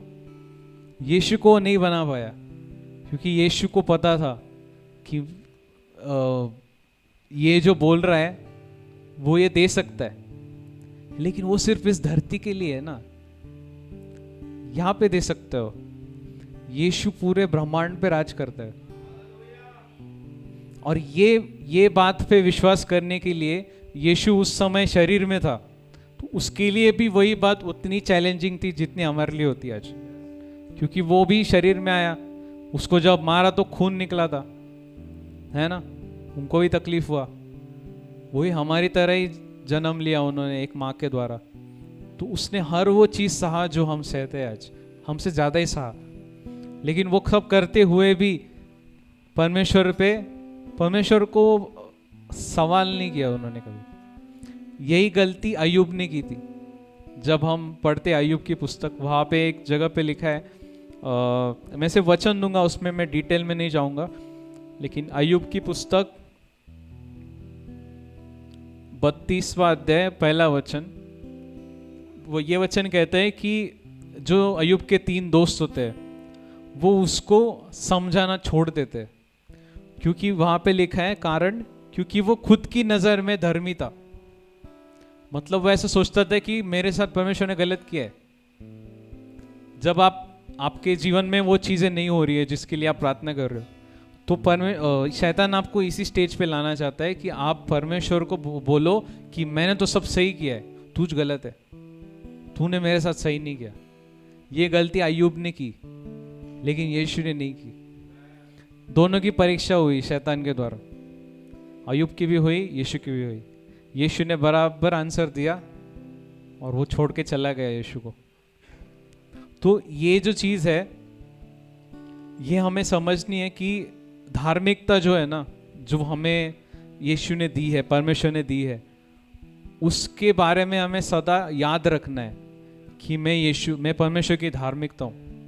बोलिए सब लोग, मैं परमेश्वर की धार्मिकता हूँ।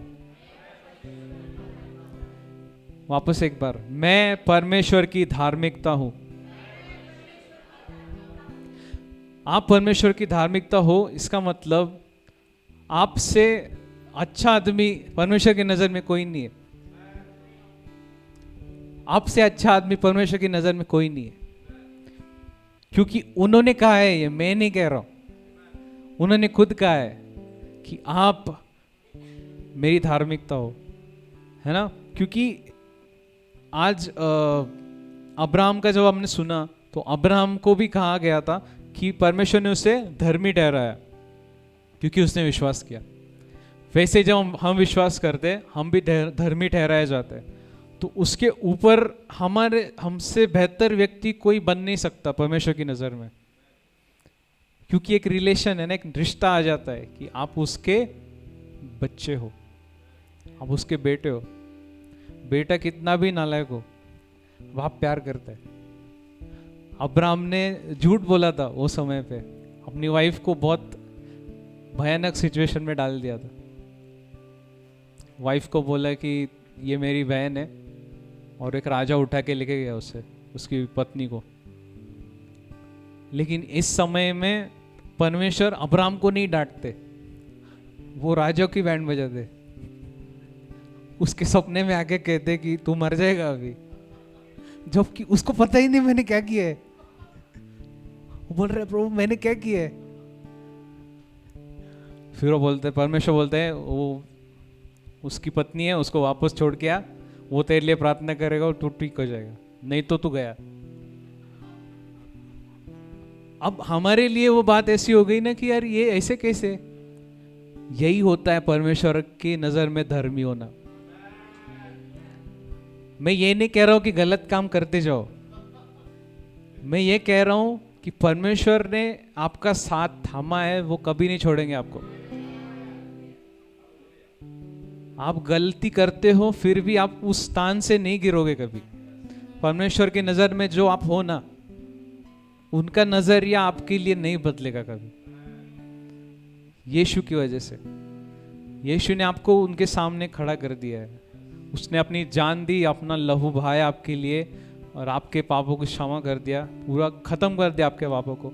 आज जब आप प्रभु के सामने खड़े होते हो, कभी पाप याद करके प्रार्थना करते हो, परमेश्वर को पाप याद ही नहीं रहते क्योंकि वो भूल चुके हैं। तो ये हमारे लिए ऐसा है ना कि शैतान बार बार उस पर हमला करता रहता है कि तूने, जैसा मेरा हुआ था कार के साथ, मुझे बहुत बार ऐसे आता था कि तुझे नहीं आता, कुछ समझता नहीं कि तुझे इतना भी नहीं आता, देख लोग वो ड्राइवर लोग भी चलाते इतना अच्छा, तुझे क्यों नहीं होता, तू तो पढ़ा लिखा है, बहुत कुछ आया, मतलब इतना ज़्यादा, मतलब मैं भी बेवकूफ़ जैसा सोच रहा था कि यार हाँ यार, लेकिन फिर ये गलती हमें नहीं करनी है कि कुछ भी आए ना, कचरा विचार आए ना, उसको लेना नहीं है। जो परमेश्वर का वचन कहता है मेरे बारे में वही सच है। दूसरा कोई कुछ कहता है मेरे बारे में, या उनका जो ओपिनियन है मेरे बारे में, उनका जो क्या बोलते सब ओपिनियन को कहते हैं, उनका सोच, वो मेरे बारे में कुछ भी हो, मेरा प्रभु मुझसे प्यार करता है, मैं उसका बेटा हूं। ये जब रोज उठ के आप ये याद रखोगे ना, आपका जीवन सॉर्टेड है। आपको कुछ चिंता नहीं होगी, चिंता नहीं होगी तो बीमारी नहीं आएगी, बीमारी नहीं आएगी तो आप लंबा जियोगे, बहुत सारे फायदे। ये सब शुरू होता है एक चीज से, धार्मिकता में खड़े रहने से। तो इसमें काफी चीजें हैं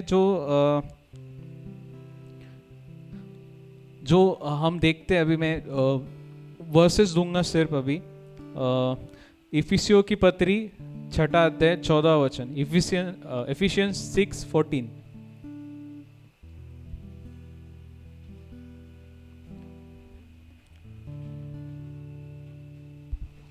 इसलिए सत्य से अपनी कमर कसकर और धार्मिकता की जिलम पहनकर और पाँवों में मेल के सुसमाचार की तैयारी के जूते पहनकर। हाँ ठीक है, तो ये दूसरा इफिसियों का 6 अध्याय 14 वचन, यहाँ पे लिखा है। ये जो पूरा अध्याय है अगर आप पढ़ोगे तो ये बताते हैं परमेश्वर का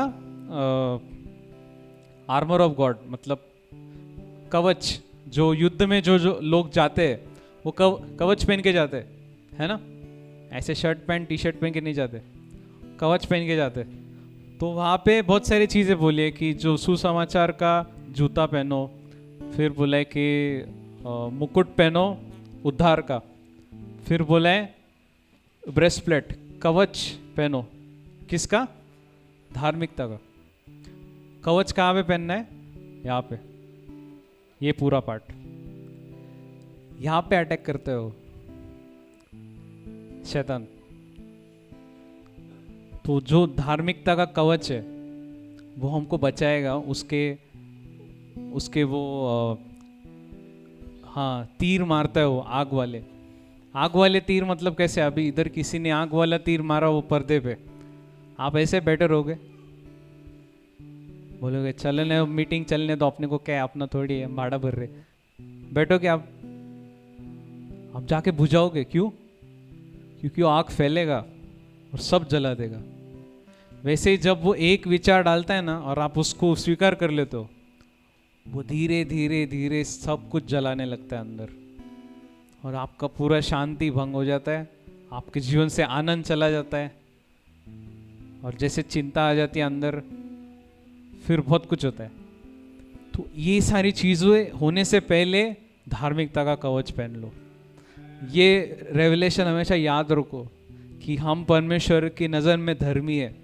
परमेश्वर के और आपके बीच में जो रिश्ता है ना, उसको कोई नहीं बदल सकता। सिर्फ शैतान आपके मन में डाल सकता है कि परमेश्वर तुझसे नाराज है इसलिए दूर जा, जैसा उसने आदम और हवा के साथ किया था। उसने दरार डाली दोनों के बीच में, तब जाके आदम ने पाप किया। अगर आदम बोलता नहीं मेरे को नहीं खाना है, परमेश्वर ने बोला है मैं नहीं खाऊंगा, तो कभी होता ही नहीं वो। लेकिन वो दरार डालता है। अभी यहाँ पे भी यीशु को क्या कहता है वो, अगर तू परमेश्वर का पुत्र है, ये तो ऐसे कैसे कह सकता है, अब मैंने सुना है, तू होता कौन है मुझे सवाल पूछने वाला, वो मेरा बाप है, उसका आवाज मैंने सुना है, मैं उसका आवाज जानता हूँ। ऐसा हमारा रिस्पॉन्स होना चाहिए शैतान के झूठ के लिए। तो कैसा बोल सकता है ऐसे, जो वचन कहता है वही सही है, वही मैं बोलूंगा, तू जो बोलता है वो मुझे नहीं चाहिए, मेरे काम का नहीं है ना। तो ऐसा जब हम हमारे खुद को ट्रेन करेंगे तब हम बलवान बनेंगे, है ना। तो ये एक वचन है। उसके बाद यशाया का 54वां अध्याय 54, आइज़ाया 54 वर्स 17।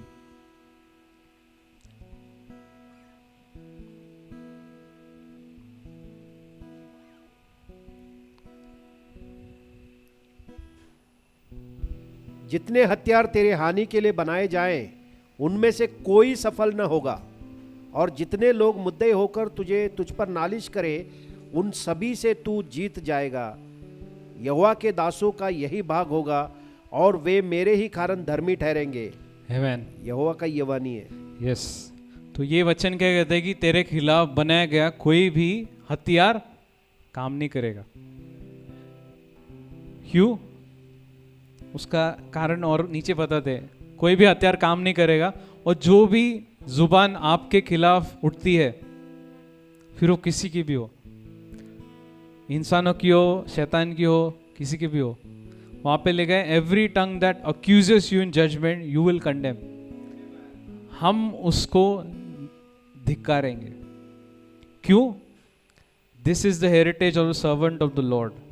यही परमेश्वर के सेवक का भाग है, इनहेरिटेंस है, विरासत है। यह हमको विरासत में मिला है। ये जो स्थान जो बोल रहे हैं ना परमेश्वर, ये हमें विरासत में मिला है कि हमको ऐसा स्थान दिया है कि उसके खिलाफ कोई शस्त्र काम ही नहीं करेगा। उसके खिलाफ कोई कुछ बोलने का है, उसको अनसुना कर दिया जाएगा। उसको कभी नहीं, क्या मतलब ऐसा नहीं हो सकता कि शैतान आके परमेश्वर के कान में बोले कि नहीं, इसने ये पाप किया था, आज इसने ऐसा किया था। परमेश्वर सुनेंगे ही नहीं वो, क्योंकि यीशु ने सब सेटल कर दिया है, तो पूरा खत्म कर दिया है। और उसके बाद नीचे क्या कहते हैं? This is the heritage of the servant of the Lord and their righteousness is from me. मतलब उनका धार्मिकता जो है वो मेरी ओर से, मतलब मैंने उनको धर्मी ठहरा है। वो धर्मी अपने आप से बन ही नहीं सकते, पहली बात मैंने धर्मी ठहरा दिया है। मतलब ऐसा हो गया कि आप, मतलब नॉर्मल अंडरस्टैंडिंग के लिए बता रहा हूँ कि आपको एक जॉब चाहिए थी और किसी ने आपको बिना इंटरव्यू, आप जितना सैलरी चाहते थे उसके 100 गुना पैकेज दे दिया आपको। ऐसा हो गया आपके साथ जब परमेश्वर ने आपको धर्मी ठहराया कि आपके खिलाफ कोई शस्त्र नहीं चल सकता। तो फिर क्या काम करता है हमारे खिलाफ? हमारा खुद का मन। जब हम खुद ही सोचते हैं हमारे बारे में छोटा, जब हम खुद को कोसते रहते हैं, जो शैतान ही लाता है हमारे मन में, विचार लाता है, ये जो हम करते हैं तो हम खुद को परमेश्वर से दूर लेके जाते हैं। मतलब हमारे मन में हम दूर हो जाते हैं परमेश्वर से। लेकिन जब हम यीशु के पास आते हैं वापस, जैसा मैंने कहा था, पिता के पास वापस आते हैं ना, वो ब्रेक थ्रू होता है। वो जब होता है ना, वहां पे शैतान काम नहीं कर पाता, क्योंकि कुछ भी हो जाए हमें वापस परमेश्वर पिता के पास जाने का है। उनके पास जाके जब हम हमारे मन को शुद्ध करते हैं उनके वचन से कि परमेश्वर मैंने जो किया, मैंने गलत किया, जो भी है, परमेश्वर को उस सब से लेना देना ही नहीं है। मतलब बहुत लोगों को ये समझेगा नहीं मैं ऐसे क्यों कह रहा हूँ, कि मैं इसलिए नहीं कह रहा हूँ कि आप जाके गलत करो, पाप करते रहो, ऐसा नहीं है। वचन कहता है कि जिसमें परमेश्वर का बीज होता है ना, वो पाप नहीं करता है, वो कर ही नहीं सकता, क्योंकि वो करके आएगा ना उसको अच्छा लगेगा ही नहीं, वो एंजॉय नहीं करेगा पाप में। ये उनका गुण है, हमारे अंदर आया है जब हमारा नया जन्म हुआ था, है ना। तो ये हमको ये चीज़ों पे ध्यान रखना है कि मैं धर्मी हूँ, मैं परमेश्वर की धार्मिकता हूँ। कि जब मैं परमेश्वर की धार्मिकता हूँ ना, मैं परमेश्वर के जो बाइबल के लोग हैं, अब्राहम, इसहाक, याकूब, दाऊद, ये लोग पुराने नियम में धर्मी ठहराए गए थे, हम नए नियम में धर्मी ठहराए गए। उनसे भी ऊपर है हम लोग आज। इसलिए यीशु कहते हैं कि आगे चल के ऐसे होगा कि पूरे धरती से लोग आएंगे और अब्राहम, इसहाक और याकूब के साथ खाना खाने बैठेंगे। वो हम लोग हैं, हम लोग उनके साथ बैठने वाले हैं। मतलब उनके लेवल का परमेश्वर ने हमको बना दिया है। तो ये चीज़ों को छोड़ना नहीं है हमें। जीवन में कुछ भी चल रहा हो वो मैटर नहीं करता। यीशु के लिए वो 40 दिन ऐसे थे ना कि 40 दिन बहुत कठिन था उनका जीवन, लेकिन 40 दिन के बाद वो जो परीक्षा लेने आया कि मुझे देखना है कि ये किसको चुनता है अभी, जब उसके शरीर पे बात आई है, लेकिन यीशु ने परमेश्वर को ही चुना, है ना। तो उस समय से मेरे को वो सबसे बड़ी बात लगती है कि यीशु ने एक भी चमत्कार नहीं किया, फिर भी परमेश्वर ने कहा कि तू मेरा प्रिय पुत्र है। एक भी काम नहीं किया, कुछ भी मिनिस्ट्री नहीं किया। यही सोच से हमें परमेश्वर के पास रोज जाना है, ये वाक्य वापस सुनते हुए कि तू मेरा प्रिय पुत्र है, तू मेरी प्रिय बेटी है, मैं तुझ में बहुत खुश हूँ। ये परमेश्वर रोज कह रहे, हर एक से कह रहे। लेकिन अगर हम दुनिया की बात लेके ज़्यादा खुद को ये कर रहे हैं तो ये बात हमारे जीवन में काम नहीं करेगी, है ना। तो हम सब खड़े होंगे, हम कबूली करेंगे अभी कुछ चीज़ों की, ठीक है, कि ये बहुत ज़रूरी है।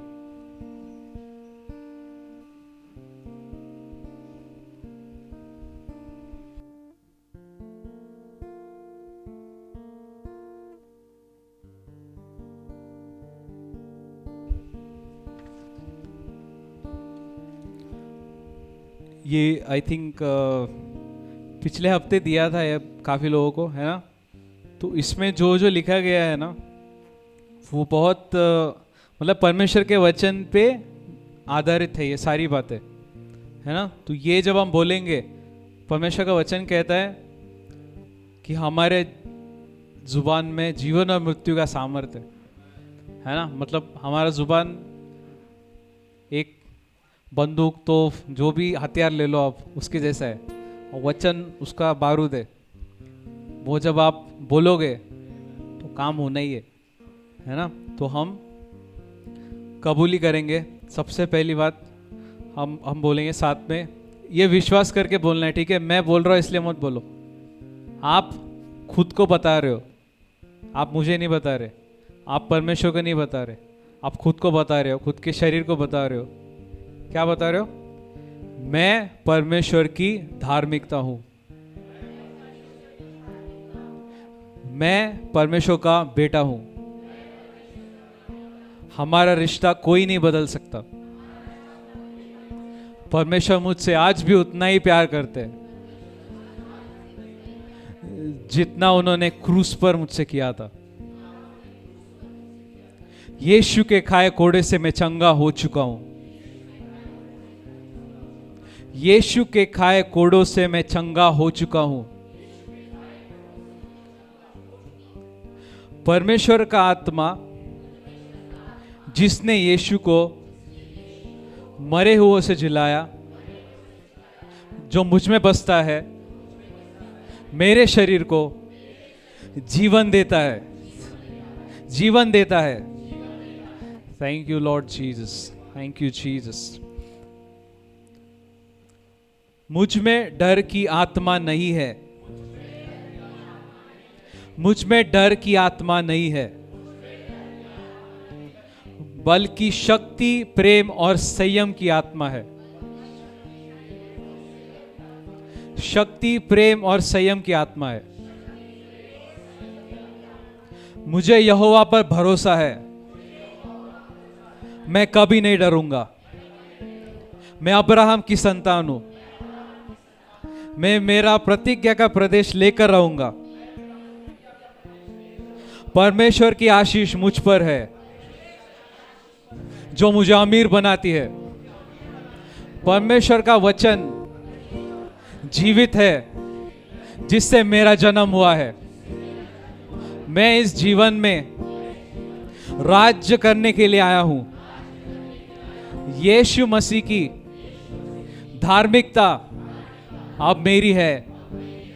यीशु की तरह मैं भी परमेश्वर का बेटा हूं और ये कोई नहीं बदल सकता।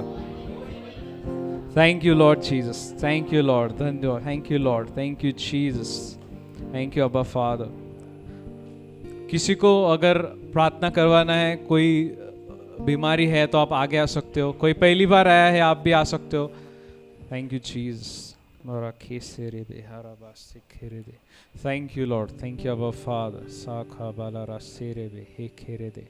Thank you Jesus, thank you Lord, thank you Lord. ये जो हमने पढ़ा अभी, ये अगर किसी को चाहिए तो I think we have, right?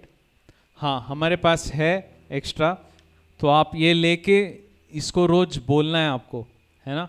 क्योंकि ये हमने अभी बनाया है, लेकिन मैंने जब मेरा शुरुआत किया था प्रभु के साथ, तो मैंने ऐसे 60 कन्फेशन बनाए थे, 60 वचन थे जो मैं रोज बोलता था। उससे क्या हुआ, मैं प्रभु को नहीं बता रहा था वचन, मैं खुद को बता रहा था कि ये परमेश्वर का वचन का सत्य है। मेरा शरीर सुन रहा है, मेरा कान सुन रहा है, मेरा आत्मा सुन रहा है वो, तो मेरे आत्मा पे काम हो रहा था जब मैं बोल रहा था। आपका जो भी ब्रेक थ्रू है, जो भी चमत्कार चाहते हो आप, जो भी चाहते हो आपके जीवन में, सब परमेश्वर ने आपके जीव में दे दिया है। आपको सिर्फ बोलना है। बोलने से पैसा नहीं लगता है। बोलने से सिर्फ शैतान दिमाग में डालेंगे, अरे क्या होता बोलने से। परमेश्वर का वचन बोलता है बहुत कुछ होता है। ये पूरा दुनिया बोल के बनाया परमेश्वर ने, और उसका संतान हम लोग है। तो बाप का वो गुण है हमारे अंदर, हम जो बोलेंगे वो होगा, है ना? तो बोलना है। ये अगर आपको चाहिए तो मिल जाएगा आपको, इधर हम रख देंगे। बाकी अभी अगर किसी को प्रेयर करवाना है, आप आगे आ सकते हो, हम आराधना करेंगे अभी। Thank you Jesus.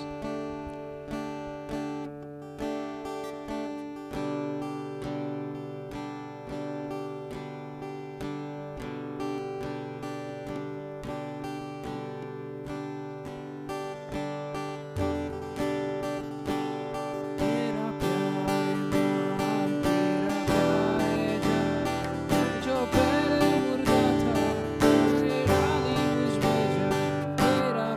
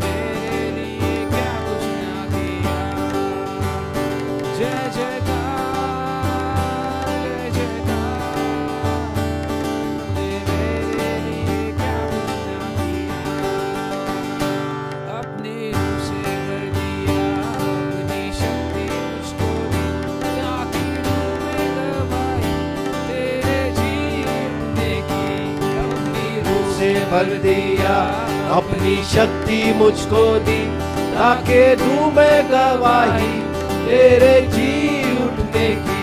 क्यों ना बोलूं फिर मैं तेरी जय जयकार, क्यों ना बोलूं फिर मैं तेरी जय जयकार। जय जयकार, जय जयकार, तूने मेरे लिए क्या कुछ न किया। जय जयकार, जय जयकार, तूने मेरे लिए क्या कुछ न किया। जय जयकार, तूने मेरे लिए क्या कुछ न किया। मेरे लिए क्या कुछ न किया, मेरे लिए सब कुछ है किया। हालेलुया। कितना लोग आशीर्वादित हुए? आमीन। प्रभु ने हम सबसे बात किया है। ये वचन जो आप सुन रहे हो इसको पकड़ो, शैतान को इसको चुराने मत दो, क्योंकि शैतान वचन चुराता है ना। तो वचन जो भी आपने सुना है इसको पकड़ो, और जो भी आपने बोला है वचन उसको भी आप भूलना नहीं। अपना पहचान को, अपना आइडेंटिटी को कभी भूलना नहीं है ना। हम परमेश्वर की धार्मिकता है और ये स्थान प्रभु ने हमको दिया है। समझ में आया? तो प्रभु ने हमको वहां पर बिठाया, तो वहीं पर हमको रहना है, उससे नीचे गिरना नहीं है। हालेलुया। ठीक है। टेस्टिमनी।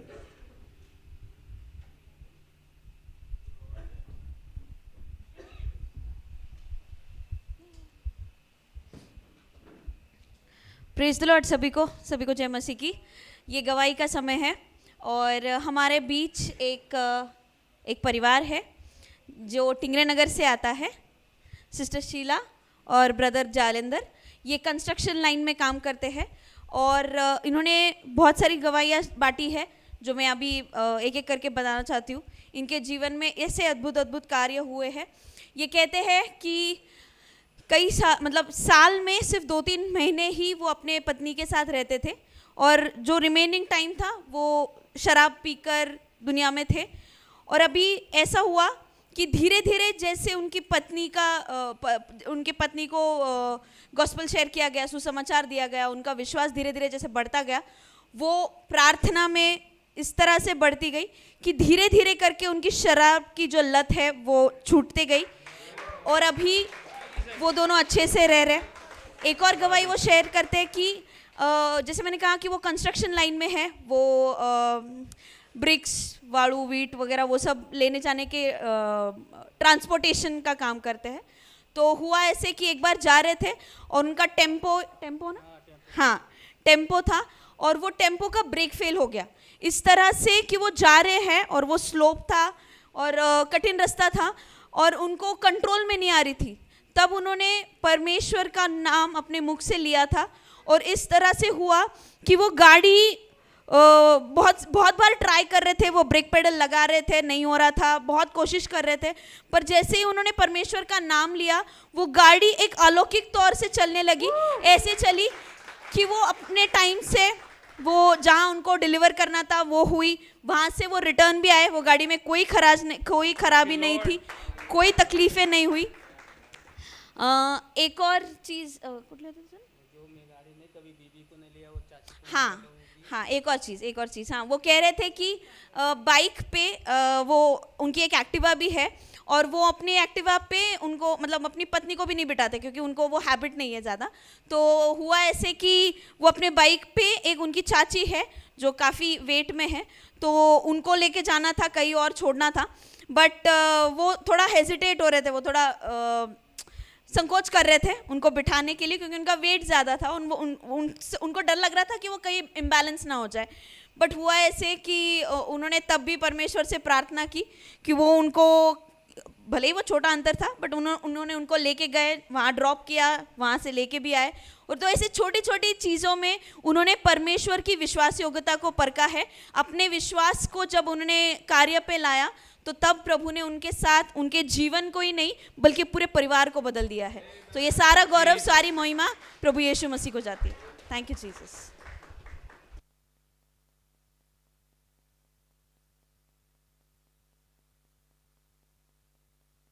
आमेन।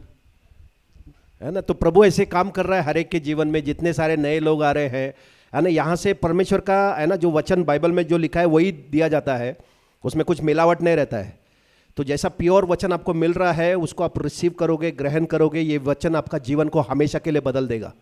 क्योंकि यीशु मसीह ने जो सूली पर हमारे लिए किया है, हमको हर एक आशीर्वाद उसने सूली से दे दिया है ना। हम किसी भी बंधन में नहीं रह सकते, बीमारी में, गरीबी में, परेशानी में, शैतान के इसमें उसमें, हर में से प्रभु ने हमको हमेशा के लिए निकाल दिया है। आमीन। तो ये हमको विश्वास करना है और वचन में हमको बढ़ना है, वचन का ज्ञान में हम लोग बढ़ना है। बाइबल में लिखा है वचन का ज्ञान की कमी की वजह से मेरे लोगों का नाश हो रहा है। तो हमको वचन का ज्ञान चाहिए, वचन के द्वारा हम परमेश्वर को जान सकते हैं, उसने हमारे लिए क्या किया है, वो कैसा है, क्या है।